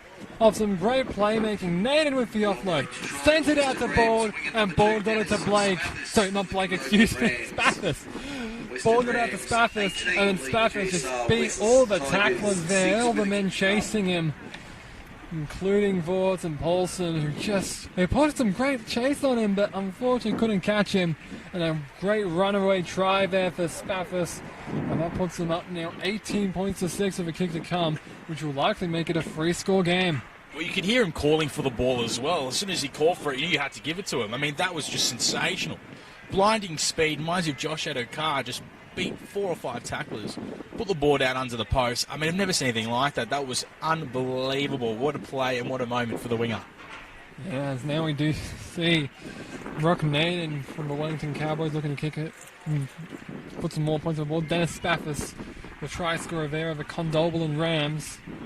One of 2 players from Condobolin in this side, and Naden the only Wellington representative. Of course, we did have in the Andy Johns Cup Riley Blackhall and Elijah Collis, 2 great playmakers there as well. They're both from Wellington, but Spathis for Condobolin boy puts them over, and putting that one over is Naden to make things 20 points to 6 in favour of the Western Rams over GSR West Tigers with just over 4 minutes to play right now. Paulson preparing himself here. The clouds are now rolling in here. Sky's getting grayer. Not sure if that can be exactly seen on broadcast. No, it can't quite be seen. One more lesson. Big clouds are now forming, so you could see rain, possible thunder. Well, let's see if the Tigers can bring some thunder here in their defense. Paulson sending it a bit of a short one this time round. Underneath it is Mattia, who got it. He got it there. I believe it was touched as well. Togatuki now for centering run. He tried to take on Bain, but he's ended up being brought down there. And here the ball's raked away from him. Yep. Penalty's blown. Immediate play. The Tigers, we said they were going to bring some thunder. They do it right there and there with the kickoff. Who needs defense they can produce like that? Paulson takes a tap, gives it off to Theolau Katoe. And he almost gets through, but it's less than 10 meters from the line, about 5 out, I'd say. He'll play back to Goggins. Goggins will look to the left side with Paulson. Paulson has Vessel. He'll just try and go himself here, but it's met eventually by Nick Booth, who I believe has just come on. They ended up losing the ball.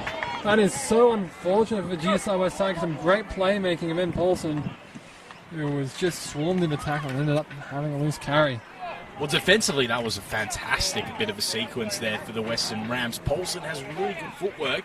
He got himself close to the line, and the Rams put him down. 4 tacklers needed to stop him from scoring a try. He was about 5 centimetres short of the line. And great bit of work from the Western Rams. That's the 2nd or 3rd time this game where they've stopped the Tigers from putting the ball down and scoring. Yeah, it's now, I believe Alex Mattia, number 5, has just come off. He was holding his wrist there. And he's now coming on to replace him is the number 15, Bryce Earnshaw. So he'll move into the centres for them. It's their 3rd interchange so far, the GSR West Tigers. And now they play it back. They'll send it out to the centre of the ground. That's with Luke Bain, the captain. And just intends on getting it up to the 40. And gets that and a bit more. Warner now, with a good dummy half run, gets about 10 metres. And he'll play it back now. And that's going to be a kick from Boyd. And underneath it there, I don't believe it is. Isn't that Paulson? Can't quite tell from here.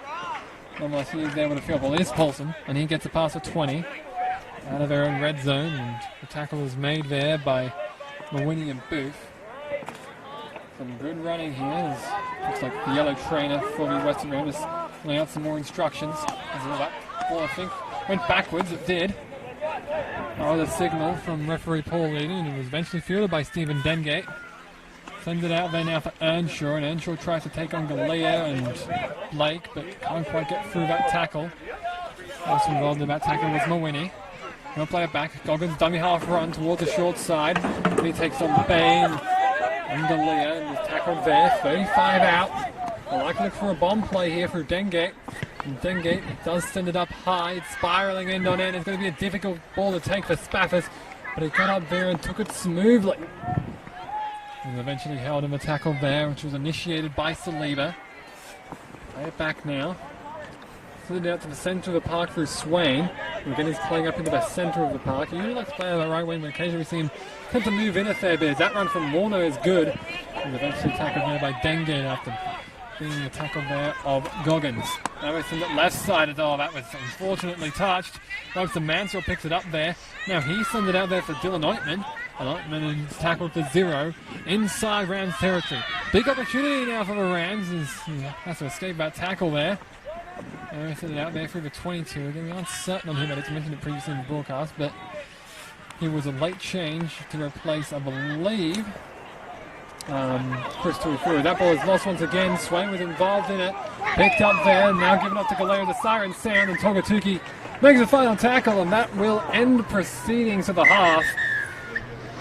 As now it will be the Western Rams heading into the quote-unquote sheds with the break. We don't have sheds here. As it will be 20 to 6. It's been an entertaining game so far. Great tries scored, especially that one from Dennis Spaffers. Unbelievable run. We'll get to see them the canteen during the break. shortly in a few minutes for the second half.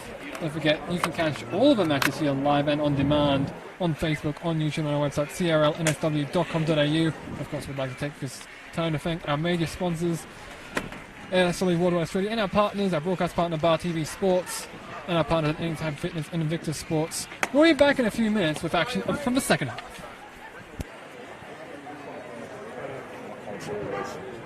I'm confident in the rain or myself? No, the rain. Don't worry, I'm not be confident in either.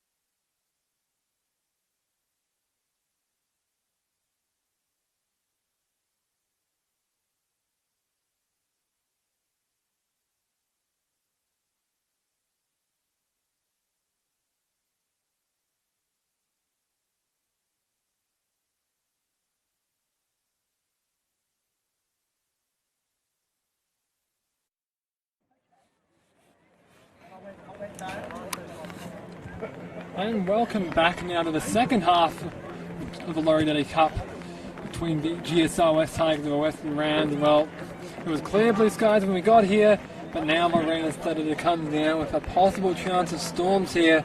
We've got the umbrella up here on the platform. As we see right now, the Tigers in the huddle. They've got their hands together. They want to make sure that they get out here and make sure that they finish off their campaign strongly. That's if they could try and get 3 points. Well, of course, they would finish the competition with 3 points with a win here. And of course, they did have that draw against the Aurora South Coast Dragons, making sure they could get that point off their own free start. But the Western Rams, they also had a draw to finale with against the Panthers in round 1. And so after they went 1 win and had their they got their 1 win, had their 2 losses, they now try and make it 2-2-1 here and get a nice 5-point finish out of a possible 10 here against GSR West Tigers in Camden Park. It's exactly what you're saying, Zale. I think at the moment, even though the Rams are up 20 points to 6, I think if it starts to rain, it's a different ball game. Slippery ball, which means a lot of errors will creep in. I don't think we'll expect to see a high quality affair, but it gives Tigers more of a chance than what we think. I have to agree with you there because, well, the Rams, what they tended to do is they tend to like to spread it through the back line. That was their attack mainly with Galea and Swain and Tyrone Harrison playing out there. That was their half Harry Blake. But the Tigers, they tend to have a bit more of a rumbling forward pack. Guys like Baylor, Stanley Seal, Alfei Lakatoe. I mean, very strong as we see Paul didn't get proceedings underway with his whistle. And it's a kick-off, and it ended up bouncing right back to the hands of Harrison, and Harrison immediately looked to offload. The playmaking of Western Rams immediately on display here. As this brought down 10 metres, they had a big opportunity there after the Tigers just didn't seem quite ready for the kickoff. Luke Bain, what's going to be his plan? He just decided to take it up close to the line. Put that one through with no one in front of him, but nonetheless, all that ball was just a bit too long towards Nate, and was sent out there by Board and almost brought over the goal line there was number 4, that's Cooper Martin. That one's sent out there now, gives it out to Mawini. You just heard a bit of thunder there. Goggins there, was having a bit of trouble getting off the play. There's going to be Blake having to field another long ball. We see a bit of a stumble there from Vorts, but eventually Blake is brought down by Ryan Vessel. Played it back now. Woolner puts a little chip kick in, but that's fielded well there. I believe that's from Dylan Oitman of the Camden Rams. This is pretty much the same. Sorry, it's not Oitman, it was Uta Togatuki. Oitman is playing on this edge now. Of course, I have switched sides, so the Tigers running to the right of your pitcher as he gets it. As now Tigers get it up to the 25. That one was through. I'm not sure if that was through Earnshaw or not. Nonetheless, given out there. I believe it's with Tosa. We've got a late change to the side. Cody Tosa, number 19. Just come on here for the second half. Let's add some energy to this side. As there's a big run there from Vorts. As he's eventually tackled by Bain. Bain, a big guy for Vorts.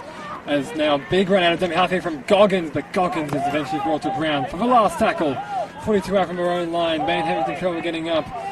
Trying to crash the attack as Webster Mansfield puts it up high with a chip kick, but it's eventually taken and well on the fall by the fullback there, Brock Naden. Naden will play it back for Swain, and he'll take that hit up to the centre. What they'd like to move in towards the centre. He's eventually brought down there by Williamson Lieber. But just making sure he doesn't start up was Fernley. Takes it up past halfway, almost through the tackle there, but eventually wrestled back and well there. But it's from number 2 there, Dylan Oitman. Oitman does release.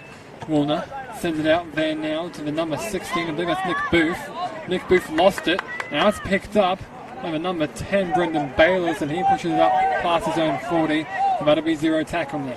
Goggins out there now to Webster Mansfield. Webster Mansfield gives it off there to the number 17. That's Kai Vorts. Vorts is tackled. Plays it back to Goggins. Stephen Deggett is off here. I believe he's off for Tosa. And Tosa is wrapped up there by Galea. He got the ball away just there. Out to Earnshaw, who tries to beat Blake, but eventually tackled by him and Galea. And now they're going to try and play it likely towards the right side here. They do just that. Vessel now gives it out to Filau Katoe. And Faley is tackled. 3 or 4 defenders involved. They like to swarm to him. He tends to take those solo runs. Ball out there, Western Mansfield, dummies. Decides to give it out now. Toaster. Oh, but the rain coming into play there. Whiteman creating a bit of a divot there on the grass and ends up letting the ball go behind him and in a touch there. With a scrum feed just short of halfway to the Western Rams. It's a careless mistake. Again, the weather's creeping in now. The rain is starting to fall. More importantly, great defensive work there from Western Rams, just stopping anything from eventuating for the Tigers. Now the Rams have the ball on halfway. Well, it's going to be, actually had 7 forwards packing in there. I believe that was Saliba, who was just moving up a bit too fast there. But now a big run opportunity here for fullback Maiden, but he's eventually tackled there. I believe it was a 2 Blake. There was Earnshaw who was in there as well as Toaster. Now it goes out to Blake. Blake with a dummy and eventually an offload. Booth almost lost it, but it was picked up there by Naden, and Naden gets some more meters, so the offload is positive eventually for the Tigers, so for the Rams, excuse me. There's now a little dummy, and then a handoff now away. Gives it off there to Martin. Well, he was have to look at the whistle there, but no infractions. Now they get up to their feet and plays back now. Woolner sends it short side now, and almost a big attack there. It was almost on there for Josh Boyd, but he couldn't quite get through. Long ball out, and that's easy as you like. Theodore Cotillo was 1-on-1 against Luke Bain. And Bain gets himself over for another try. And with 5 minutes gone in the second half, the score is now 24 points to 6 in favour of Western Rams and the kick to come. That definitely seemed like it was a big part of the plan there for Western Rams. Sort of wonder where the communication was. It's just an open gap. Bain found it, ran that perfect line, puts the ball over the try line, and again, communication was just nowhere to be seen for the Tigers. They weren't matching up in defence, and the Rams take an extra 4 points, and it's a pretty hefty lead at the moment. Yeah, what matters not is the lead, what matters is the win really, both for Western Rams. Just getting back on the ball, it looks like Zach Burke and Stephen Nenge are going to be coming back on here. Not happy with what was going on currently there, and so they're going to make their change. I believe that's 5 and 6 it is. Now it's going to be lining up for the kick. Brock Naden once again. Hasn't been too successful so far, but making things 4 score definitely be helpful. Of course, that's not scorer than 20, well, 4 scores, 4 possessions. As that is a good kick from Naden. It was curling towards the left and through. And so that'll make the score now 26 points to 6 after a minute. Comes off the clock for that conversion attempt. It's going to be now Olsen again to try and get things underway here, and with a 20-point advantage, Rams definitely looking to drive this. Naden makes the score. Western Rams it definitely does look like that, and the Tigers, it's going to take a lot for them to get back into this game. The pitch is going to be a little bit more moist now. Footwork's going to be a little bit more tougher to get their head around, and I just think the Rams at the moment have a big advantage in these sorts of conditions. Well, we did previously see that, the Rams, they like to spray through the back, but this time they've taken it well just through the forward line, really. You see that run there from Cameron Woolner, demonstrating that to great effect. It is Toaster and the other replacement that was off. We didn't actually catch his name during the halftime break, and we do apologise for that. And number 22 there, that would be GSR West Tigers. He's nonetheless off as they send it now through Board and out to Fernley, and they had numbers, but thankfully with a good swarming challenge there from Whiteman, and that ended up forcing an error. It was an offload that attempted to be forced there by Martin. Back to Josh Board, but unfortunately spilled free out of Board's hand, and that will be a scrum feed just on the Rams side of halfway for the GSR West Tigers. Strong defence again by the Tigers. They're stopping plays happening for the Rams. They're looking to move the ball out wide for good reason. They've got speedsters out wide, left and the right of the ruck, and it just seems as though the Tigers, they're just working really well down the short side. So defensively they're doing a really good job. It's more about offensively where they haven't really done much of the football in hand. Let's see if that changes. Yeah, with a big run there from Stanley Silla. No, it's not. Excuse me, that was Togatuki. But they decided to use Vessel there as a running forward. They were initially packing too many people into the scrum there, but nonetheless, that one spilled out of a hand of Vessel. There's a whistle sounding here. There's a knock on from West. So the GSR West Tigers have now, let's see here, it was knocked on, yes, so that will be now a scrum feed to the Rams. Talking about a 3-metre gain, another incomplete set the GSR West Tigers. No, it's their chance. Just going back and forth, and we knew that. We said that at half-time. If the rain starts to come, there's going to be a lot of mistakes, a lot of errors for both teams, and that's what we're finding at the moment. It's not a lack of discipline. I just think for these young kids, it's a lot harder and tougher to make do with the sort of climate they're playing in. There was actually 5 seconds that was not taken off the clock there, as Pauline did call for time off, but it wasn't taken. But nonetheless, that won't be shown on the broadcast, of course, we don't actually have the power to change the clocks on that. Out to Fernley with the attack here, and it's gone, just past the hands of Cooper Martin. Usually it was a Martin ball that went out to Board, but ended up resulting in an error, and that time it was a pass from Board to Martin that just flew past him, as well as Dennis Spaffers, and that results in another error, and about 20 metres were gained that time, but still nonetheless, the scrum feed will be given to the GSR West Tigers. And I really like that idea as well. They're finding a lot of options short side, again, but the last passes keeping them away from anything from happening, just letting them down a little bit, and they'll have to change that up. Yeah, we do see them definitely trying to change it up there. It's Fialau Katoe who's trying that. Dennis Spaffers, as we saw previously in the first half, just doing that across field. Of course, that time it was, of course, Spaffers was put on his back that time by Ryan Vessel, and really could have been a big turning point in the game where you see this team get a lot of energy, and then you show they are on the front foot, the Tigers, but they haven't been able to show that after, excuse me for the stuttering, have conceded 20 unanswered points so far, or 24 now actually, and that ball ended up being lost there by Bayless, it was picked up there by Goggins, and so now that 10 minutes have ticked off the clock here, in the last game of the 2018 Laurie Daley Cup here for both of these sides. Of course, none of these teams are in finals contention currently. There will be another scrum fee that packs up for the Rams. As you said, Zach, 26 points to 6 to the Western Rams. And again, when you're up by 20 points and you lose the ball in for the Tigers case, and you've gifted it straight away back to the Western Rams, you can be assured that more things will happen for this Rams outfit if they keep the ball in their hands. Absolutely. I've said it before, but you can't score without the ball in your hands, or putting through the sticks, about beside the point. Campbell Walner trying a little run there out of dummy half, and eventually released there by Vorts. I'll send it out now. And that's a crunching hit there from Bayless. He just landed it right there on Harrison. And the Rams are just going to attack right back now. It seems to fire them up as well as they run it up from Booth. And then now send it out now. Blake sends it out long now to Board. Now Fernley almost escaped from the tackle there. Webster Manson just holding up there, and Burke is able to assist eventually to bring down for the last tackle. They play it back. Goes out. Sends it to Board. Sorry, I keep forgetting the halfback's name. The 7 of the Rams. Oh, that one spilled, I think, off of the Tigers player. It was played out there by Togatuki. And ends up being a repeat set for the Western Rams. And I really like what I see from Fernley. He's a rangy back row. He's quite tall. When he's out wide and he finds a one-on-one opportunity, he's going to attack that man. He's done that a few times. He just can't quite get the offload away. Yeah, it looks as if there's Togatuki out there who's just heard of a play. May have been one of the other players, actually. Might just be standing up and all right. Nonetheless, one of the Tigers players is down that has resulted in time off. 23 minutes and 16 seconds left currently. As the referees and trainers are now out there attending to him, making sure he'll be okay. He may need to come off the field, of course. As we do hear the thunderstorm is coming through now. The conditions are dark and gloomy on this side of the park. Currently just very, very overcast. As looks like we have another player ready to come on here. Is that late replacement? We're not sure on the name of him again. Number 22. He's currently got the 7 interchange card in his hand as he will be coming on here.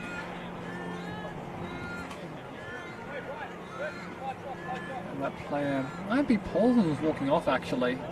Not too certain right now. We'll just have a word on that shortly. Nonetheless, we have the scrum players both prepared here. Yeah, he's going to pack in a fullback here, so this might well be Paulson. It may also be Ryan Vessel or Bryce Sancho, but hopefully the Tigers player will be okay. It's now a big run here attempted here with the number 3. And he's eventually driven back there by Beck. And Paulson is on the field, so it is not Paulson who's off. It may be Bryce Anshaw actually is coming off now. Now Mawini, he sends it out to Booth. Number 2 bench players combined to almost put that one over the line. Now it's going to be a run, most likely to the left side. Send it out to Board. Board out to the wing of Spaffis, but it's forward. It was just a forward pass, I believe, from the hands of Naden. Called there from the touch judge Josh Ashkar. And the Tigers will now get the scrum feed 10 out from their own line. Yeah, it was a forward pass, and Spaffis knew it as well, although he did play it. But forward pass, and the Tigers, well, they're lucky because he could have scored that, Spaffis, and he did. He put the ball down in the corner after the call was made. So now's their chance, the Tigers, more football in their hands with 22 to play. Yeah, is Bryce Earnshaw, just to confirm that he is coming off here. And we'll just going to assess, and hopefully he will be alright to come back onto the field. Dengate plays it back. So now they attempt to go up through Vessel. And Vessel leaves it the MacArthur Saints. This is the western suburbs side, if I remember rightly.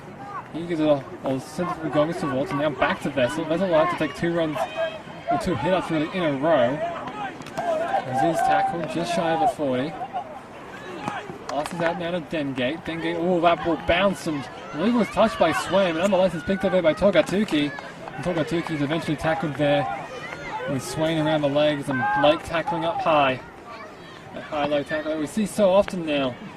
Of course, we had 3 people go around with the shoulder. The third people just trying to knock them down. Previously, it's a couple of offloads, and then ball spills out, and it's taken by Mawini. A few offloads were trying to be made there, but it ended up not working out for them. There's 3 players now look to be coming on here as they just poke themselves back.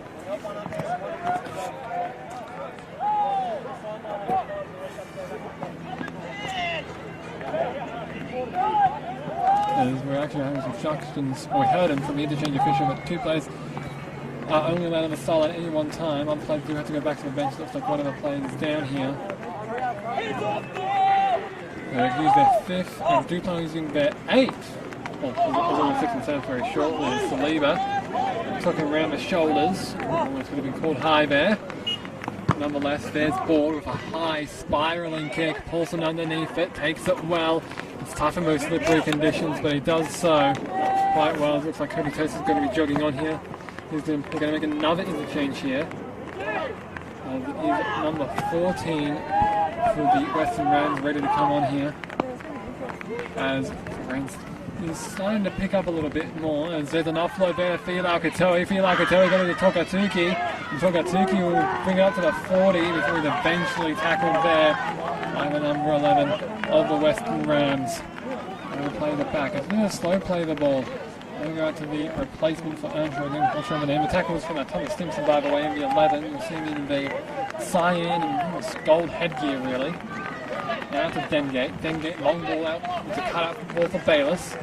Bayless tackled on the 40 for the last, and he's going to try and create something now. It won't be through him, it'll be through Oitman, who puts in a long, long kick. And it's perfectly weighted there, taken just a couple meters from the line there by the fullback Rock Naden. He's eventually tackled there.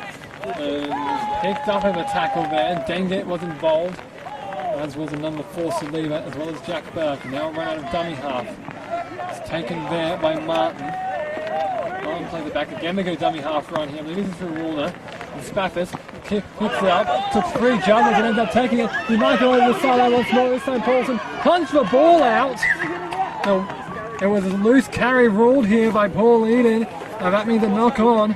So, a great one-on-one strip there from Jacob Paulson that results in the Tigers' defense holding firm, nullifying a big attack through Dennis Spaffis and a scrum feed more than 30 metres out from the Tigers' own line.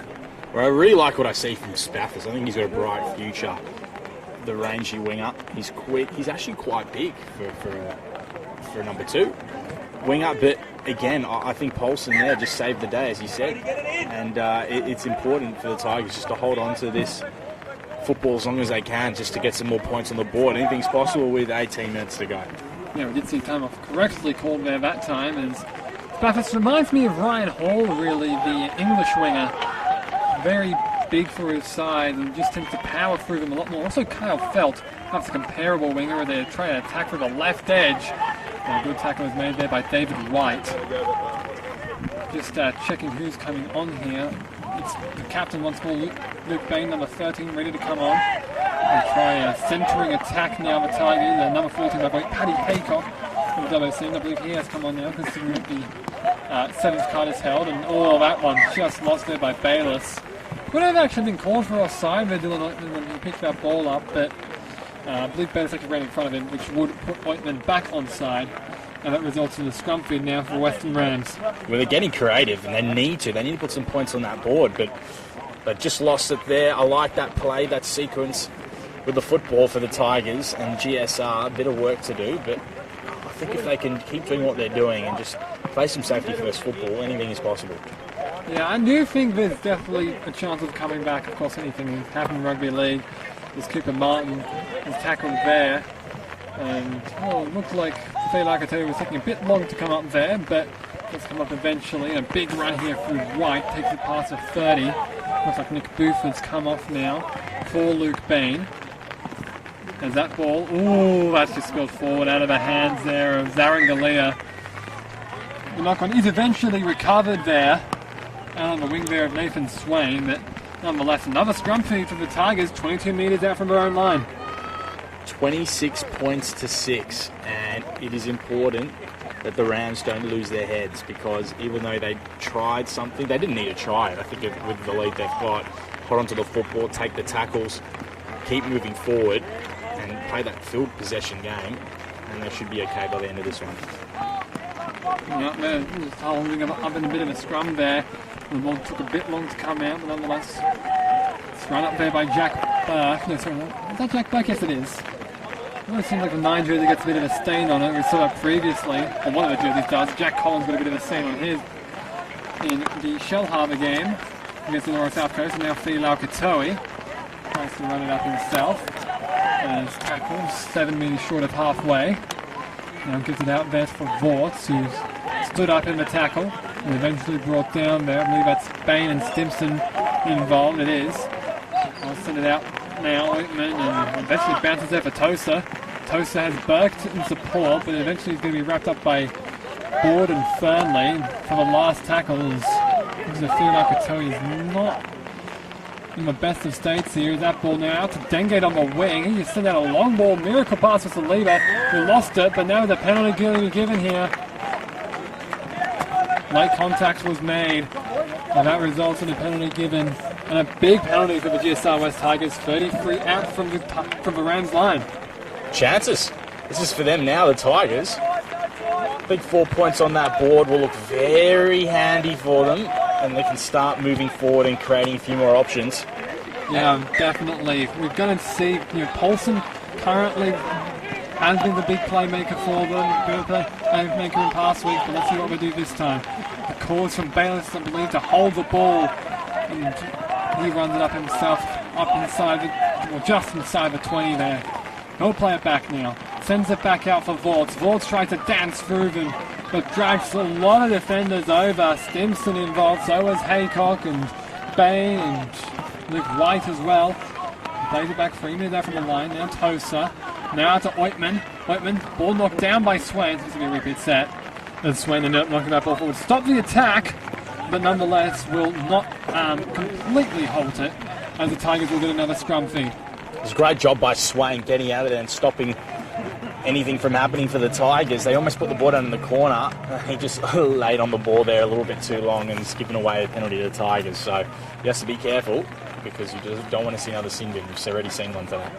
Yeah, what he did is, I'll now pack in here, especially late in the game when you can almost, write the game off. Even with a 20-point lead, you can never know what can happen. You can come back with 10 points with 3 minutes to play, 20 points you have with 6 minutes to play. And let's see what happens here. Tosa sends it out long now.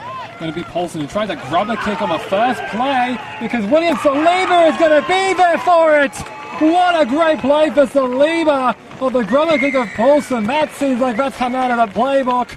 And he puts it down there on the near the right sideline. Going to make the score now 26 points to 10 with a kick to come, and perhaps it's his game on. Well, you could see that Paulson shaped a pass, and then at the end of the day, he just thought Saliba was running one. I just put in the grubber kick, and it worked to perfection. And the Tigers, they needed those points. If they were smart, they'd take this quickly, this conversion. Yeah, almost definitely. Because the rain now is becoming even heavier. With a little bit of sun shining through here.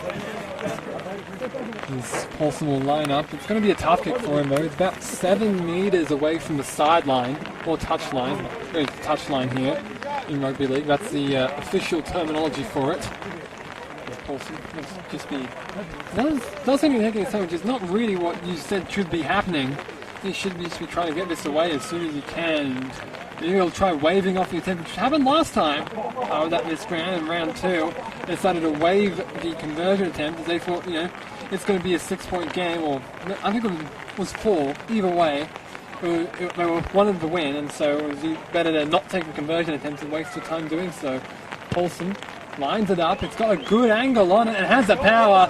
Beautiful kick there, and that makes the score now 26 points to 12, I believe.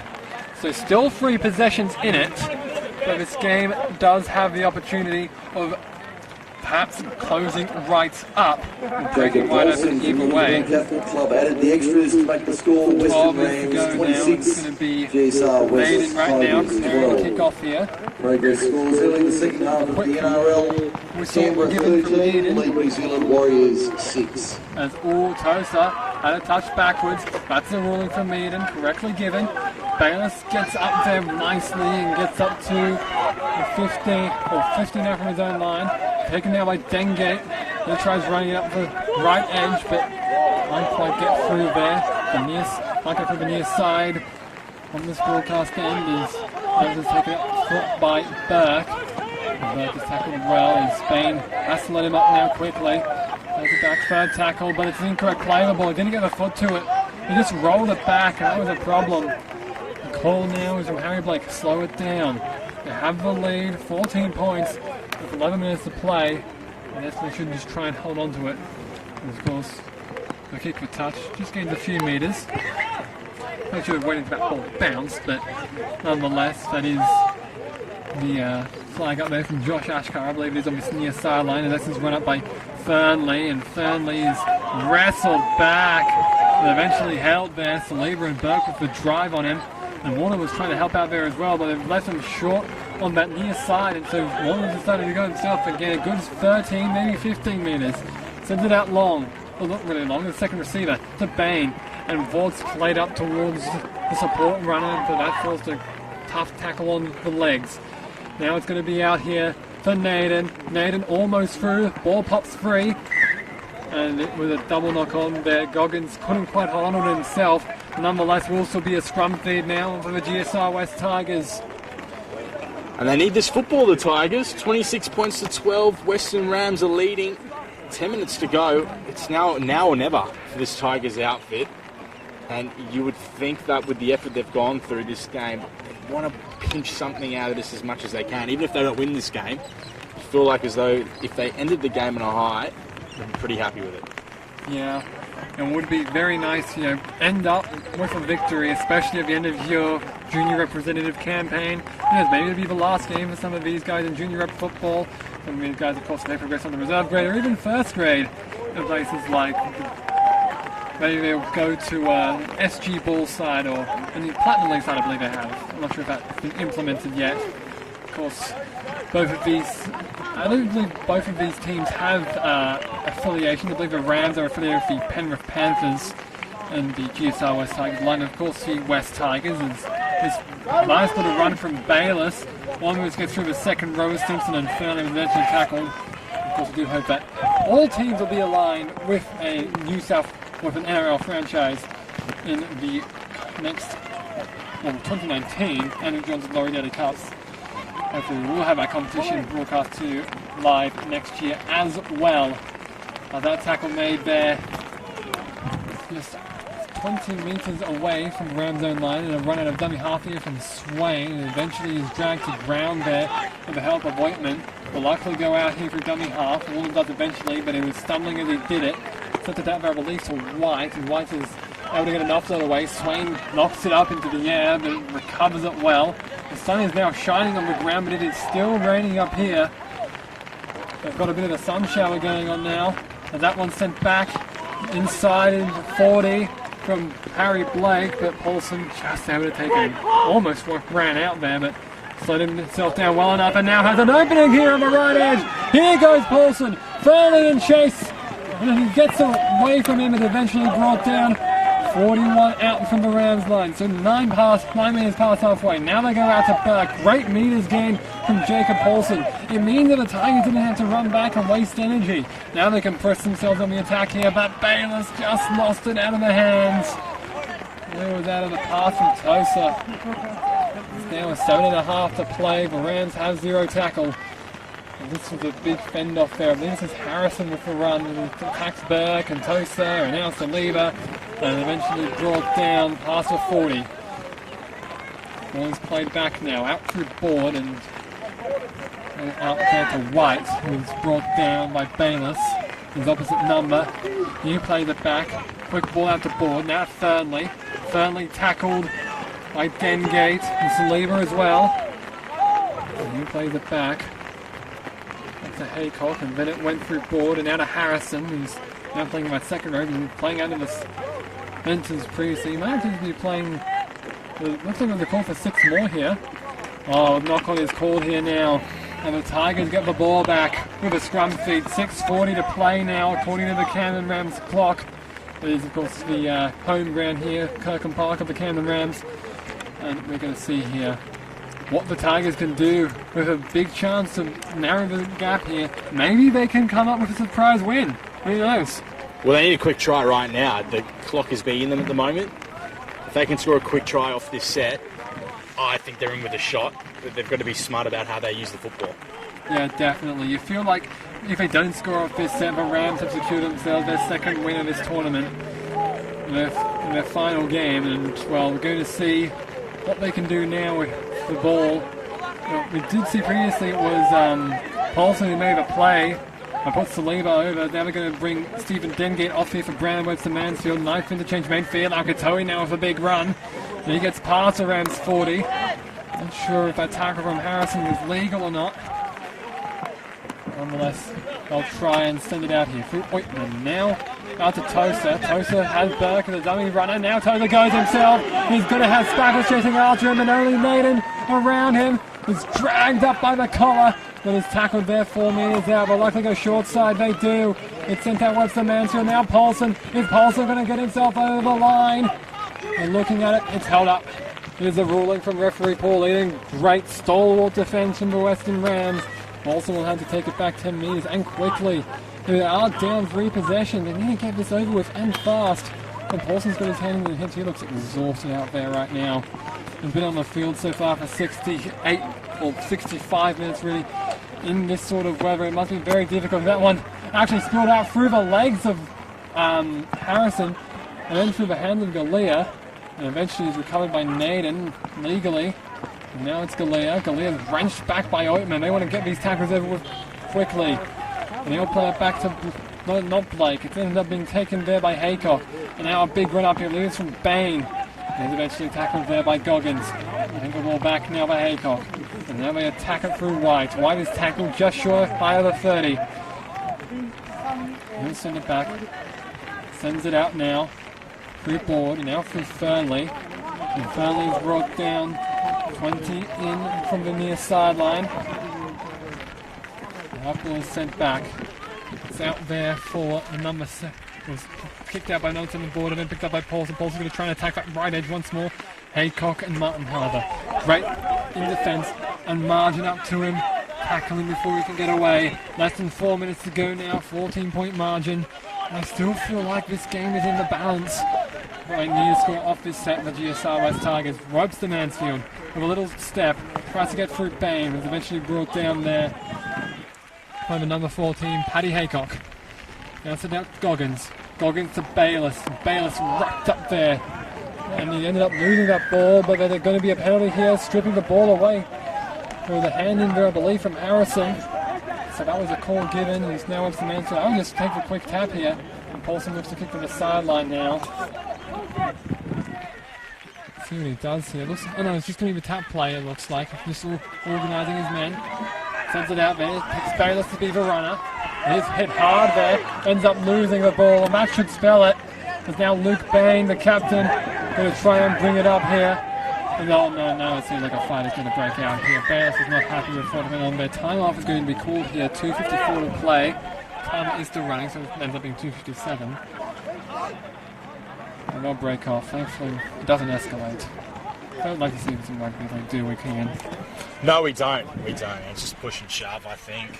Early stages. I mean, I suppose late stages towards the back end of the game, but early stages for when we usually see some fights coming on, and we don't like to see it. I think usually towards the back end of the game, and when everyone's played for 70 odd minutes, you start to feel it. Emotions run wild. But let's see what the referee does. Yeah, currently confirming his touch hitters here. Paul leading with the touch hitters, William D'Amato and Josh Ashkar. I personally didn't see any ill will shown between both sides. It looks as if they will be bringing out Bayless first. Not sure who's acting captain here. Stephen Leggett is off. Currently it's Michael Goggins walking out there. See what the call is here. Looks like he's actually talking with Goggins. Now with Bayless. Looks like he just wants them to settle down, and a call from the trainer. Just play footy. That's simple enough. Looks like nothing happened there. It's just likely going to be a call for calm here. We know there's not long left in this game. I'm going to have to do any judicial reports. I do believe they have them here in the Andrew Johns and Laurie Daley Cups. Of course, we've got Tom Gaines and 1 Lane 3 medals. They won't be putting themselves up for anything there. As we're going to see a bidding here. I believe this is against Tyrone Harrison for being third man into the fight. And so he will be off for the rest of the game. Man disadvantage. And Paul Eden looks set to give a penalty now to the GSR West Tigers.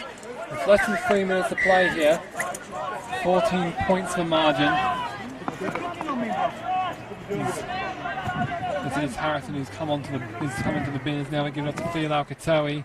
He tries to make his way through the defence. Can't quite get through. And he'll play it back now for Goggins.